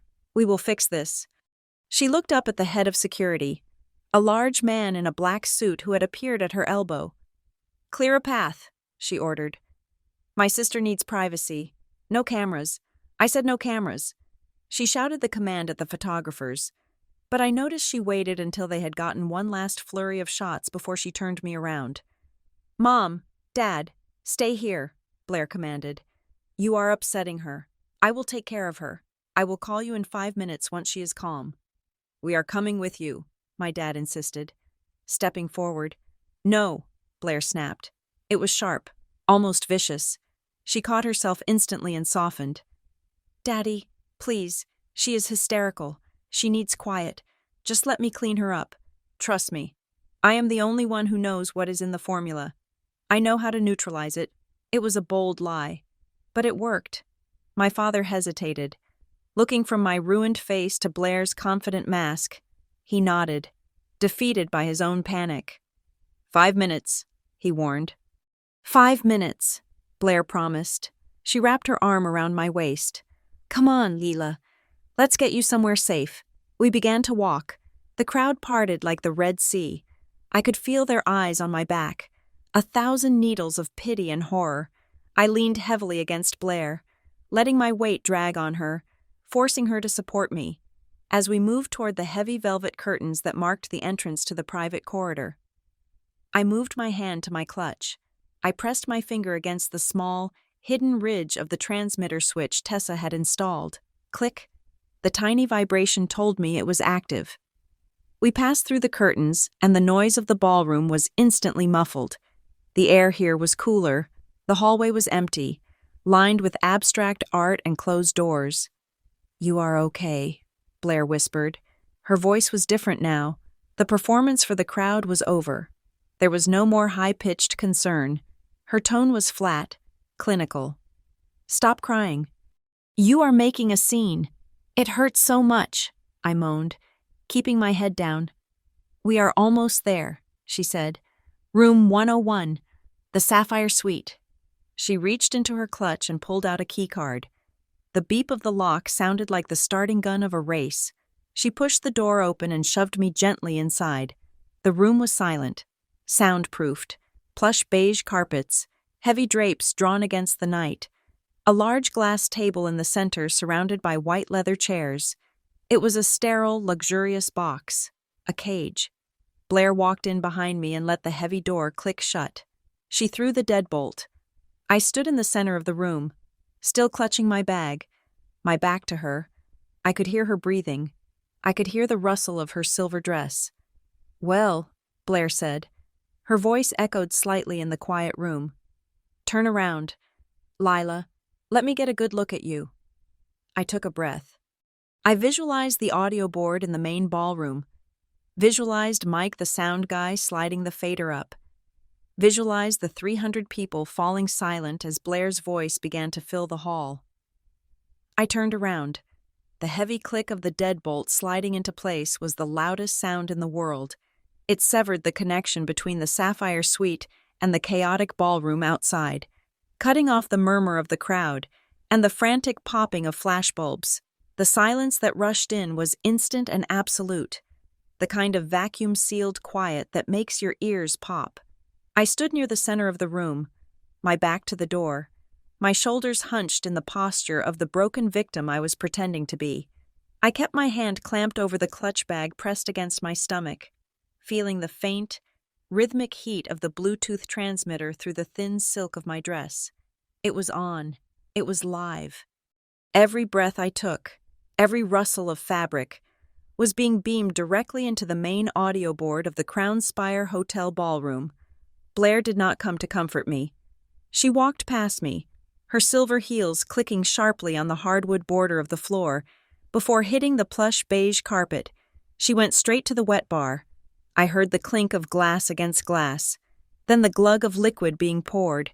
She wasn't getting the first aid kit. She was pouring herself a drink. "You can stop the shaking, Lila," Blair said. Her voice was unrecognizable from the hysterical, concerned sister she had played 30 seconds ago. It was cool, bored, and utterly devoid of empathy. "The door is locked. There are no cameras in here." I didn't move. I kept my face buried in my hands, letting out a jagged, wet sob. I needed her to feel safe. I needed her to believe that she was the only person in the room with power.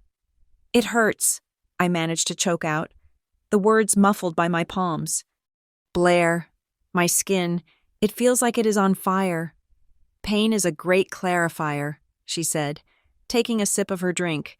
She turned to face me, leaning back against the mahogany cabinet. She looked relaxed. She looked like she had just finished a tedious workout and was finally cooling down. "Let me see it."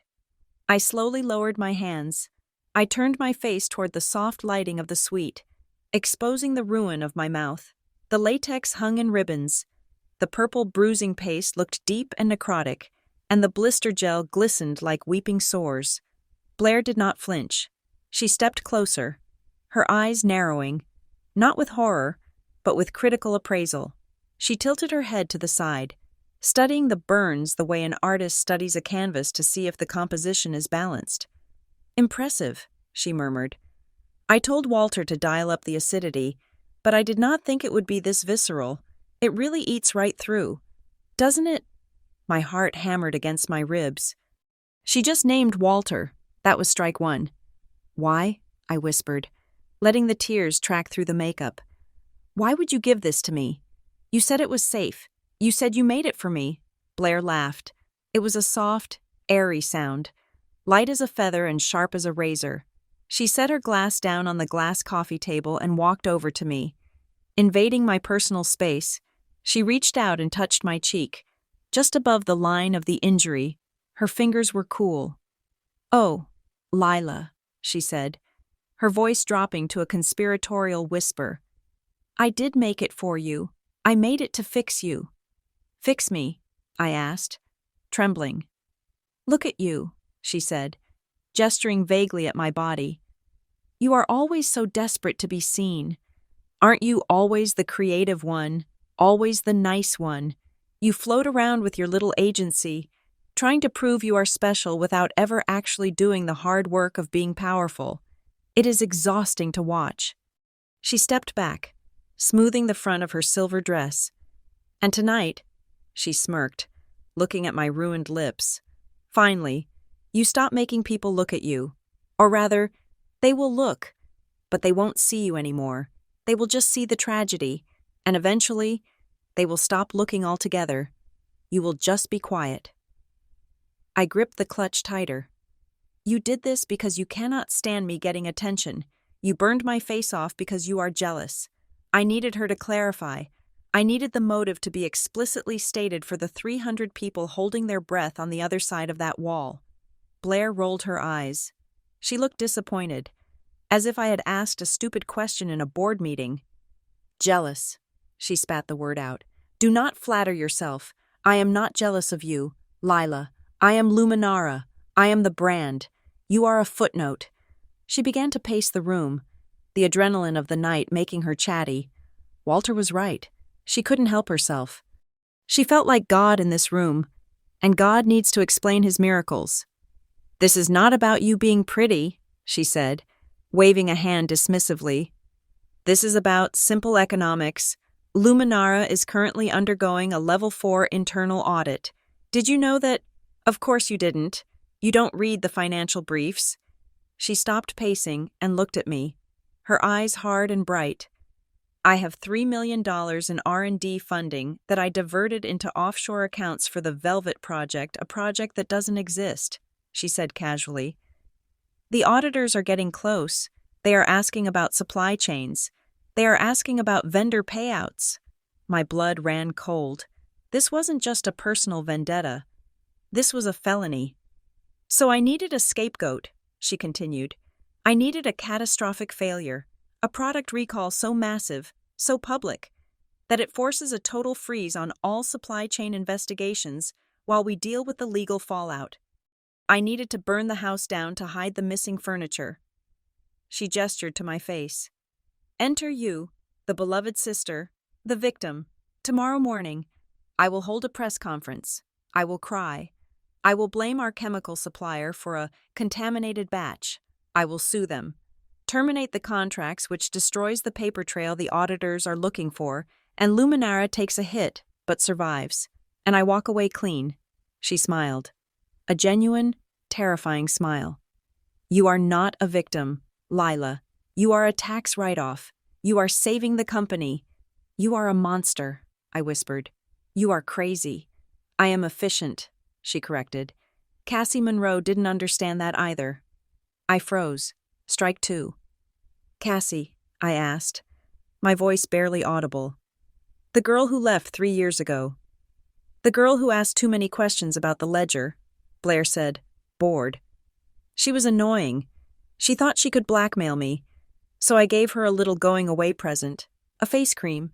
She learned her lesson. She took the settlement and disappeared to Idaho.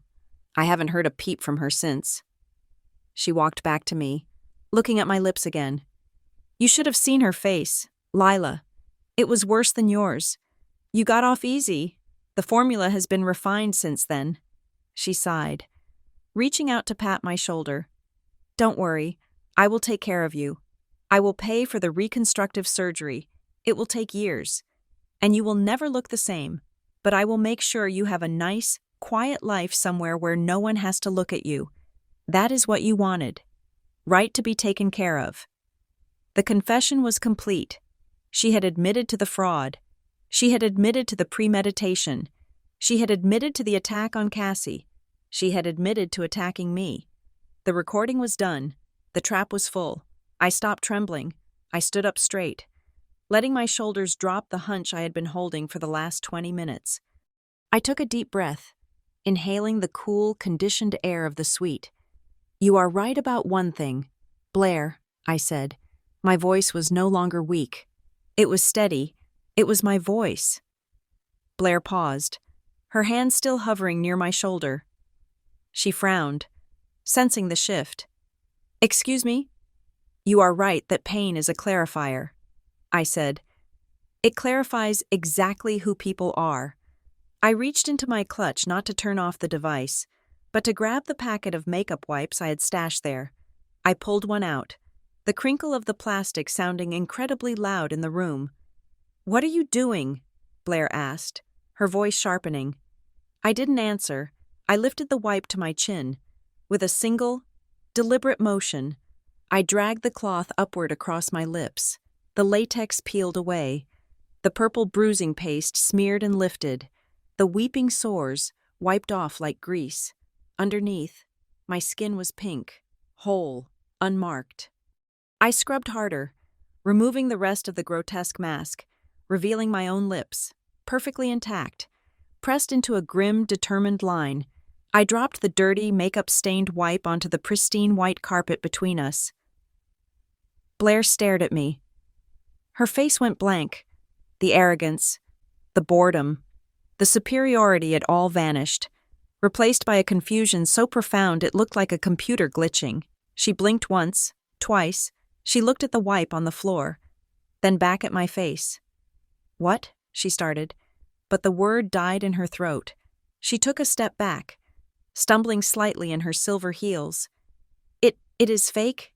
It is special effects makeup," I said calmly. "I bought it on Wednesday. I practiced in my bathroom mirror."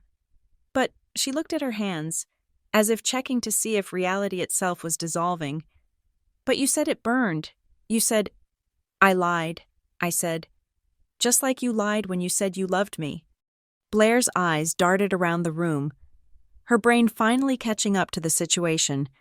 If I wasn't hurt, then her plan had failed. If I wasn't hurt, then I knew. And if I knew— Her gaze landed on my clutch bag, the beaded bag I was holding with both hands, pointed directly at her. She saw the faint blue light of the transmitter blinking through the mesh. The color drained from her face so fast it was like someone had pulled a plug. She went from radiant silver to corpse gray in a heartbeat. "What is that?" she hissed. "You know what it is," I said. "Give it to me," she snarled. She lunged at me. It was a feral movement, stripped of all grace. Her fingernails clawed at the air. I didn't retreat.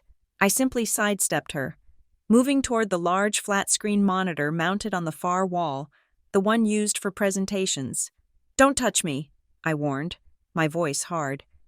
"You really don't want to add assault to the list of charges." Blair froze, her chest heaving.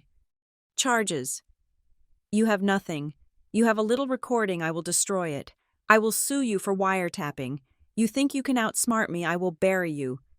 "You can't bury this," I said. I picked up the remote control sitting on the conference table and pointed it at the screen. "You thought this room was a fortress," I said. "You thought the door blocked out the world. But Blair, we never left the party." I pressed the power button. The screen flickered to life. It was a live feed from the ballroom next door. The image was chaotic, but it wasn't the party I had left. The music had stopped. The 300 guests were standing in absolute silence, staring up at the main stage speakers.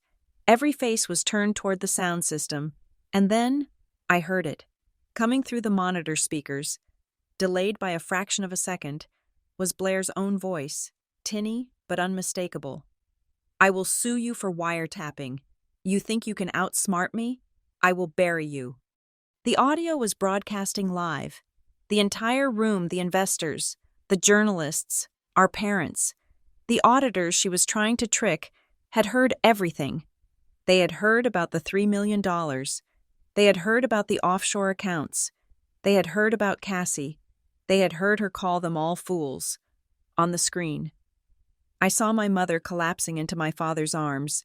I saw the tech journalists frantically typing on their laptops. I saw the head of the audit committee pulling out his phone. I looked back at Blair. She was staring at the screen. Her mouth was open, but no sound came out. She looked small. She looked like a silver statue that was beginning to crack. "You just confessed," I said softly. "To the investors, to the press, to Mom and Dad. You told them everything they needed to know. Blair turned to look at me. Her eyes were wide, filled with a terror that mirrored the old man's at the bus station. "Lila," she whispered, her voice shaking. "Turn it off." "Please." "I can't," I said, clutching my bag one last time. "I don't control the story anymore. Blair, you do. You just wrote the ending." I turned and walked toward the door. Behind me, I heard the sound of glass shattering as Blair swept her drink off the table, screaming a sound of pure, impotent rage. I reached for the deadbolt. My hand was steady. I unlocked the door. I pushed the door open. The handle felt cold and solid under my palm, a heavy brass barrier between the silence of the suite and the judgment of the world. I expected noise. I expected a wall of sound shouting, gasps, the frenetic energy of a scandal breaking in real time. But when the door swung wide, the ballroom was dead silent. It was a terrifying, suffocating silence. 300 people, investors, journalists, competitors, and my own parents were standing frozen, like statues in a museum of disasters. The music had been cut. The loop videos of glowing skin were still playing on the overhead screens, casting a surreal, shifting light over the crowd, but no one was watching them. Every pair of eyes was fixed on the open door of the Sapphire Suite. They were looking at me, standing there with my face clean and unscarred. And past me, they were looking at Blair, who stood by the shattered remains of her glass, her chest heaving, her silver dress catching the light like a broken mirror. They had heard it. They had heard every word. The transmission had been crystal clear. The silence in the room wasn't confusion. It was the collective processing of a betrayal so absolute it defied immediate reaction. They weren't just looking at a family feud. They were looking at a confession of corporate fraud, embezzlement, and assault. "Lila." The voice was small, trembling, and it broke the spell. My mother stood at the very front of the crowd, just past the velvet ropes. Her face was ashen. She looked older than she had 10 minutes ago. Her hands were gripping my father's arm so tightly that his jacket sleeve was bunched and wrinkled. I stepped out of the room, my legs feeling like they were made of wood. "I am here, Mom. I am okay." My father didn't speak. He was staring at Blair. He looked at her not with anger, but with a profound, hollow confusion, as if he were trying to reconcile the woman in the silver dress with the child he had raised. He looked at her like she was a stranger who had broken into his home. Blair rushed past me. She stumbled into the hallway, her heels catching on the carpet, her composure fracturing with every step. "It is a lie," she screamed. Her voice cracked, shrill and desperate, echoing off the high ceilings. "It is a recording. It is deepfake audio. She faked it." She ran toward the crowd, her arms outstretched, appealing to the people she had been charming just an hour ago. "Listen to me," she pleaded, grabbing the arm of a man in a tuxedo, one of the board members. "Lila is jealous. She has always been jealous. She set this up. It is a performance art piece. It is not real." The board member pulled his arm away as if she were radioactive. He stepped back, wiping his sleeve where she had touched him. The recoil was instinctive and brutal. "We heard you, Blair," he said. His voice was flat, cold. "We heard you laugh about it." "No," Blair shrieked, spinning around to face the cameras, which were now recording video, their red tally lights blinking like angry eyes. "I didn't say that. That wasn't me. She is trying to ruin the company because I wouldn't hire her agency." She was spiraling, her lies becoming thinner and more frantic. She looked at our parents. "Mom, Dad, tell them Lila is unstable. Tell them she makes things up." My mother turned her face away. She buried her head in my father's chest and began to sob. It was a sound of pure heartbreak, muffled by wool and grief. My father put his arm around her, shielding her, and turned his back on Blair. That gesture, that simple turning of a back, was more violent than a slap. Blair froze. For the first time, I saw genuine fear in her eyes. Not the fear of getting caught, but the fear of being irrelevant, the fear of being unseen. "You can't do this," she whispered, her voice trembling. "I am Luminara." "Not anymore," a voice said from the shadows. Tessa stepped out from behind a pillar near the stage. She wasn't wearing a gown. She was wearing her leather jacket and combat boots, looking like a soldier amidst the aristocracy. She walked straight up to me, ignoring the cameras, ignoring the whispers that were starting to bubble up in the room. She handed me a thick plastic folder. "Doctor, Pierce's report," she said, loud enough for the front row to hear. "Notarized, time-stamped, and the audio recording from the last 20 minutes has already been uploaded to 3 separate cloud servers. She cannot delete it. She cannot scrub it." Tessa looked at Blair with a smile that was all teeth. "It is over, Blair. The math is done." Blair looked at the folder in my hand. She looked at Tessa. She looked like an animal caught in a headlight, looking for an exit that didn't exist. "Who are you?" Blair spat. "You are nobody. You are just Lila's little friend." "And I am the ghost you forgot about." The crowd parted again. This time, it wasn't for a celebrity. It was for a man in a gray janitor's jumpsuit. Walter Hayes walked into the center of the ballroom. He looked out of place amongst the silk and diamonds, but he walked with a dignity that made the wealthy investors look small. He held his cap in his hand. He walked until he was standing 10 feet from Blair. The recognition on her face was instant. Her jaw dropped. "You," she breathed. "I fired you." "You tried to silence me," Walter corrected. His voice was raspy, but it carried, "You threatened my pension. You threatened my reputation. You told me that if I spoke about Cassie Monroe, you would bury me in legal fees until I died." He took a step closer. The cameras turned to him. "I have been silent for 3 years," Walter said. "I let you scare me. I let you hurt that girl. But tonight I am the guy who kept the emails." He reached into his pocket and pulled out the packet of papers, the internal memos, the safety overrides, the warnings she had ignored. He held them up. "These are the safety logs for the batch that burned Cassie," he announced to the room. "And the logs for the batch she gave to her sister, signed by Blair Barnes, authorized by Blair Barnes." A murmur went through the room like a riptide. I saw the tech journalists typing furiously. This wasn't just a scandal. This was evidence. Blair looked at the papers, then at Walter, then at me. Her face contorted. The mask of the beautiful, successful CEO fell away completely, revealing something ugly and snarling beneath. "You old fool," she hissed. "You think anyone cares about your little papers? I built this company. I generated $50 million in revenue last quarter. I am the only reason any of you have jobs."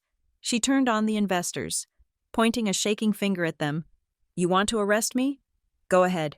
Watch the stock price tank. Watch your portfolios evaporate. You need me, I am the visionary." It was the wrong thing to say. Near the buffet table, a man in a dark gray suit, the lead investor from the venture capital firm that backed Luminara, pulled his phone from his pocket. He didn't look at Blair. He didn't look at the cameras. He put the phone to his ear and spoke one sentence that carried across the quiet room. "Get legal on the line. Initiate the separation clause. Now." Blair heard it. We all heard it. The separation clause. The eject button. "No," Blair gasped. "You can't. We have a contract." "The contract has a morality clause, Blair," the investor said, finally looking at her. His eyes were hard as flint. "And a fraud clause. You just violated both on a live feed. We are freezing the assets. We are freezing the accounts. You are done." The sound of sirens cut through the air outside. It wasn't the slow wail of an ambulance. It was the sharp, urgent chirp of police cruisers. They were close. They were right outside the main entrance. I had not called them. Tessa had not called them. The hotel management had called them. Or maybe one of the investors. It didn't matter. The system was reacting to the infection. Blair heard the sirens. Her eyes darted to the main doors. "Lila," she said, turning back to me. Her voice shifted again, frantic, pleading. Lila, tell them. Tell them it was a joke. We can fix this. I can give you money. I can give you the agency contract. I can give you anything. I looked at her. I looked at the sister who had been my idol, my tormentor, and my enemy. I saw the fear, but I also saw the manipulation. Even now, she was trying to buy me. She still thought I had a price. I don't want your money, Blair, I said quietly. I just want you to stop. The doors to the ballroom burst open. 4 uniformed officers and 2 men in suits detectives likely strode in. The hotel security manager pointed directly at Blair. That is her, he said. Blair backed away as they approached. Don't touch me. Do you know who I am? I will have your badges. I will sue this entire city. The lead detective didn't blink. He walked up to her, pulled a pair of handcuffs from his belt, and spun her around. Blair Barnes, you are under arrest for assault, fraud, and reckless endangerment, he recited. The metallic clack-clack of the cuffs ratcheting shut was the final punctuation mark on her career. Lila, she screamed as they grabbed her arms. Lila, help me. Look what you did. You ruined everything, you ungrateful little brat. She fought them. It was undignified and chaotic. Her silver dress bunched up. Her hair flew across her face. She kicked at the officers, screaming obscenities that made the guests flinch. She wasn't the queen anymore. She was just a cornered, violent person. I watched them drag her out. I watched her heels scrape against the polished floor, leaving black scuff marks on the pristine surface. I watched the cameras flash, capturing her face contorted with rage, eyes wild, the image that would be on every front page tomorrow morning. I hate you, she screamed back at me, her voice raw. I wish it had burned. I wish I had used more. The doors swung shut behind her, cutting off her screams. The room was silent again, but it was a different kind of silence. It was the silence of a battlefield after the cannon smoke clears. My mother was weeping softly. My father looked like a ghost. The investors were huddled in tight circles, doing damage control. The waitstaff were paralyzed. I stood there in my black slip dress. Clutching the beaded bag, I felt lightheaded. The adrenaline that had sustained me for 48 hours was draining away, leaving me hollow. Tessa stepped up beside me and squeezed my arm. You did it. She is gone. She is arrested, I corrected. She is not gone. I looked at the folder in my hand. I looked at Walter, who was standing by the pillar, looking tired but relieved. I knew how this worked. Blair had money. She had connections. By tomorrow morning, she would make bail. By Monday, she would have a team of defense attorneys tearing apart my character, questioning the legality of the recording, and claiming the chemical analysis was flawed. They would drag me through the mud. They would say I was a jealous sister who staged a coup. The arrest was just the opening ceremony. The war, the real war, fought in depositions and courtrooms, in the press, and in the quiet corners of my family's broken trust, was just beginning. I walked over to Walter. Thank you, I said.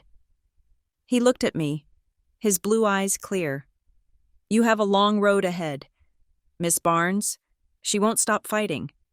I know, I said. I looked at the closed doors where my sister had disappeared. But neither will I. I turned to my parents. I had to go to them. I had to explain. I had to pick up the pieces of the bomb I had detonated in the middle of our lives. It is over for tonight, I said to Tessa. Let's go home. But as I walked toward the exit, passing the stunned faces of the people who had come to celebrate my sister's brilliance, I knew I wasn't going back to the same life. Lila Barnes, the struggling consultant, was gone. The woman who walked out of the Crown Spire Hotel was someone else entirely, someone forged in the fire of a rose gold warning. I pushed through the revolving doors and stepped out into the night. The rain had stopped. The air was cold and clean. I took a deep breath. Filling my lungs with the oxygen of the city, I was tired, I was sad. But for the first time in my life, I wasn't afraid of her. I hailed a cab. The driver pulled up, looking at my dress, my exhaustion. Where to? He asked. The police station, I said. I have a statement to give. The trial consumed the city of Portland for 3 agonizing months. It was not just a legal proceeding. It was a theater of war fought under the fluorescent lights of the Multnomah County Courthouse. The rain outside was relentless, washing the streets clean, but inside Department 4, the mud was being slung with precision. Blair Barnes sat at the defense table wearing pure white every single day. It was a calculated choice. She looked angelic, fragile, and utterly wrongly accused. Her defense team, a phalanx of the most expensive suits in the state, had built a narrative that was terrifyingly plausible. They painted me not as a victim, but as a jealous, unstable younger sister who had orchestrated a hoax to destroy a successful company. Ladies and gentlemen of the jury, Blair's lead attorney said during his closing arguments, pacing in front of the box, we are here because of a performance. You saw the makeup. You saw the acting. Lila Barnes walked into that hotel room wearing a mask of lies. She admitted it herself. She used theatrical effects to simulate an injury. If she could fake the burns, how can we trust that she did not fake the evidence? How can we trust that she did not tamper with the sample herself? It was a brilliant, vicious angle. They used my own trap against me. They made the jury doubt the reality of the danger because the visual representation of it had been artificial. I sat in the gallery, my hands clasped so tight my knuckles were white, feeling the eyes of the room bore into me. For weeks, it felt like Blair might actually win. She sat there, composed and sorrowful, occasionally dabbing at a dry eye with a tissue, but then came the science. Dr. Rowan Pierce took the stand on a Tuesday. He was unflappable. He did not use jargon that went over the jury's head. He spoke in plain, terrifying truths. The sample provided contained a concentration of phenol and mercury salts that is illegal in any consumer product. Dr. Pierce explained, holding up the graph. This was not a manufacturing error. A manufacturing error is a 0.1% variance. This was a deliberate formulation. It was designed to corrode organic tissue upon contact. If Miss Barnes had applied this to her lips, she would not be sitting here with a clean face today. She would be undergoing her 3rd round of skin grafts. He paused, looking directly at Blair. Chemistry does not lie. Makeup washes off. This compound does not. Next was Tessa. She sat in the witness box, looking fierce and protective. She walked the jury through the timeline of the text messages. Read the message from the defendant sent at 6:45, the prosecutor instructed. Make sure you apply it thick. The cameras will zoom in. I want them to see the shimmer. Tessa read. Her voice was steady. Blair Barnes was not worried about safety. She was directing a scene. She wanted the damage to be high definition. The defense tried to rattle Tessa, suggesting she had doctored the screenshots. But the digital forensic trail was bulletproof. The messages had come from Blair's personal device, the same device that had pinged off the towers near my apartment the day she delivered the poison. But the nail in the coffin the moment the heir actually left the room came on the final day of testimony. The prosecution called Walter Hayes. When the bailiff read his name, Blair did not look up. She was busy checking her manicure, dismissing him as the disgruntled janitor she had already discredited in the press. She expected him to rant about being fired. She expected him to be easy to break. Walter took the oath. He sat down, looking small in his gray suit, clutching his flat cap in his lap. Mr. Hayes, the prosecutor began, you previously worked as a quality assurance contractor for Luminara Dermatech. Is that correct? Yes, sir, Walter said. And you were terminated. I was. The defense claims you are here out of resentment, that you are a bitter ex-employee with a vendetta. Is that true? Walter took a deep breath. He looked at the jury. Then he turned his head and looked directly at me. His eyes were the same watery blue I had seen in the rain at the bus station, but the fear was gone. It was replaced by a profound, aching sadness. No, sir, Walter said softly. I am not here because of a job. I am here because of my daughter. The courtroom went silent. Even the judge stopped writing. "Your daughter?" the prosecutor asked. "My daughter's name was Cassie," Walter said. "Cassie Monroe. She used her mother's maiden name professionally because she wanted to make it on her own, without her father's help, but she was my girl." I gasped. The sound escaped me before I could stop it. I looked at Blair. Her head had snapped up. Her face had drained of all color. The mask of the innocent angel cracked, revealing sheer panic. "Cassie worked for Luminara 3 years ago," Walter continued, his voice gaining strength. "She was hurt. Badly. Blair Barnes gave her a cream. My daughter came home screaming that her face was on fire. I was the one who drove her to the emergency room. I was the one who held her hand while the doctors tried to stop the chemical burning." He reached into his jacket pocket and pulled out a small, leather-bound notebook. It was old, the cover worn and cracked. "I took a job at the warehouse after Cassie was forced to sign that settlement," Walter said. "I scrubbed floors, I emptied trash, I made myself invisible, because I knew Blair would do it again. I knew she couldn't help herself, and I needed to be there to catch her." He held up the notebook. "This is the independent shift log I kept for 3 years, Walter announced. "It matches the batch codes from the sample given to Cassie with the sample given to Lila Barnes, and it includes the original, unaltered safety report that Blair thought she had deleted from the server. I found the backup tape in the trash 4 months ago. It has her digital signature authorizing the addition of the corrosive agent. The smoking gun wasn't a gun at all. It was a piece of magnetic tape and a father's grief." The prosecutor took the notebook and the tape into evidence. The defense attorney stood up to object, but he had nothing to say. The logic was airtight. The motive was undeniable. "Mr. Hayes," the prosecutor said, "why did you approach Lila Barnes at the bus station?" "Because I saw the look in Blair's eyes in a photograph," Walter said, "and I promised my daughter that no one else would have to wear the scars she carries." The defense table was in chaos. Blair's lawyers were whispering frantically, trying to salvage a sinking ship, but Blair wasn't whispering. She was shaking. "It is not fair," she shouted. The judge slammed his gavel. "The defendant will remain silent." But Blair stood up. She pushed her chair back so hard it tipped over with a deafening crash. She wasn't looking at the judge. She was looking at the jury. Her eyes wild, her face contorted into a sneer of pure, unadulterated hatred. "He is a janitor," she screamed, pointing at Walter. "He is a nobody, and she swung her finger toward me. "She is a mediocre little shadow. Who are they to take this from me? I built an empire. I am the star who gave them the right to shine brighter than me." The courtroom froze. It was the confession. It wasn't a legal confession, but it was a moral one. It was the raw, ugly truth of her narcissism spilling out for the world to see. She didn't care about the harm. She only cared that we had dared to be significant. "Sit down, Ms. Barnes," the judge bellowed.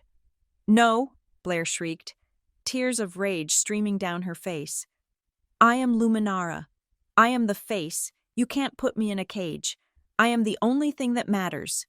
2 bailiffs moved in, grabbing her by the arms. She fought them, just like she had fought in the hotel, kicking and screaming as they dragged her out of the courtroom. Her white dress was rumpled, her dignity gone, leaving only the screaming void of her ego. The jury deliberated for less than 3 hours. The verdict was guilty on all counts: 2 counts of aggravated assault causing bodily injury, 1 count of corporate fraud, and 1 count of reckless endangerment. The judge sentenced her to 15 years in a federal penitentiary, with no possibility of parole for the first 10. In addition, the civil suits from the investors and the victims, including a new one filed by Cassie Monroe, bankrupted her completely. Luminara Dermatech was dissolved. Its assets sold off to pay the damages. The empire of glass and silver had shattered. 6 months later, the rain in Portland felt different. It didn't feel oppressive anymore. It felt like a cleansing wash. I had moved out of my cramped apartment. I had left Brightcrest Media and started my own consultancy firm. one that focused on ethical branding and crisis management. I wasn't rich, but I was safe. I was building something that was mine, brick by brick, without looking over my shoulder. My parents were still healing. We went to therapy together every Thursday. It was hard. We had to mourn the daughter they thought they had, and accept the monster she actually was. But we were doing it together. The silence at the dinner table was slowly being replaced by honest conversation. On a Tuesday evening, exactly 1 year after the incident, I found myself back at the Willow Street bus depot. It was raining, of course.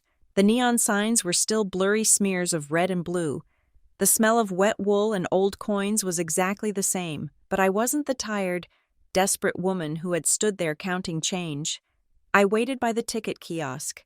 At 8:15, the line shuffled forward, and there he was. Walter Hayes was wearing a new coat. It was a sturdy, warm navy blue wool, not the tattered trench coat from before. He looked healthier. The tremor in his hands was gone. He was standing at the counter, counting out coins for a ticket to Gresham. I stepped up beside him. "Excuse me," I said. He turned. Those blue eyes widened in recognition, and then they crinkled at the corners in a genuine smile. "Miss Barnes," he said. "Lila," I corrected. "Please." I reached past him and slid a $20 bill under the glass partition. "2 tickets to Gresham. Please. Round trip." The clerk looked at me, bored as ever, and printed the tickets. I handed one to Walter. "I don't need charity." "Lila." Walter said gently. "It is not charity," I said, placing the warm paper in his palm. "It is gratitude, and it is respect." We walked together toward the boarding bays. The rain was coming down in sheets, drumming a rhythm on the metal roof that sounded like applause. "How is she?" I asked. "Cassie." Walter smiled, and it was the brightest thing in the station. "She is good. She got the settlement money last week. She is opening a bakery. She is not hiding her face anymore. She says she is ready to be seen." I felt a lump in my throat. "That is wonderful, Walter." "And you?" he asked, looking at me with paternal kindness. "Are you safe?" "I am," I said. "I burned the gloss, just like you said." Walter nodded. He looked out at the bus pulling up to the curb, its headlights cutting through the dark. "I spent 3 years thinking I was just a ghost haunting that warehouse," he said quietly. "But finally, I brought my daughter home with the truth." "You saved me, Walter," I whispered. "No," he said, stepping onto the bus and turning back to look at me one last time. "I just gave you the warning. You saved yourself." The doors hissed shut. I watched the bus pull away, disappearing into the rainy night. I stood there for a long time, listening to the rain, feeling the cold air on my face, my whole, unscarred, beautiful face. There are whispers in the dark that are meant to scare us, to make us cower and hide. But sometimes, if we are lucky, there are whispers that are meant to wake us up. I had heard mine just in time. And now, finally, the silence belonged to me. Thank you so much for listening to my story. It has been a long journey from that rainy bus station to where I am now, and I am so grateful you stuck with me through the twists and turns. I would love to know where you are tuning in from right now. Are you listening on a bus ride of your own? Or maybe safe at home out of the rain? Let me know in the comments below. I love reading about where our community is from. If you enjoyed this story and want to hear more tales of justice served cold, please make sure to subscribe to the Leona Revenge Stories channel. Hit that like button and smash the hype button to help this video get recommended to more people. Your support means the world to me and helps these stories get heard.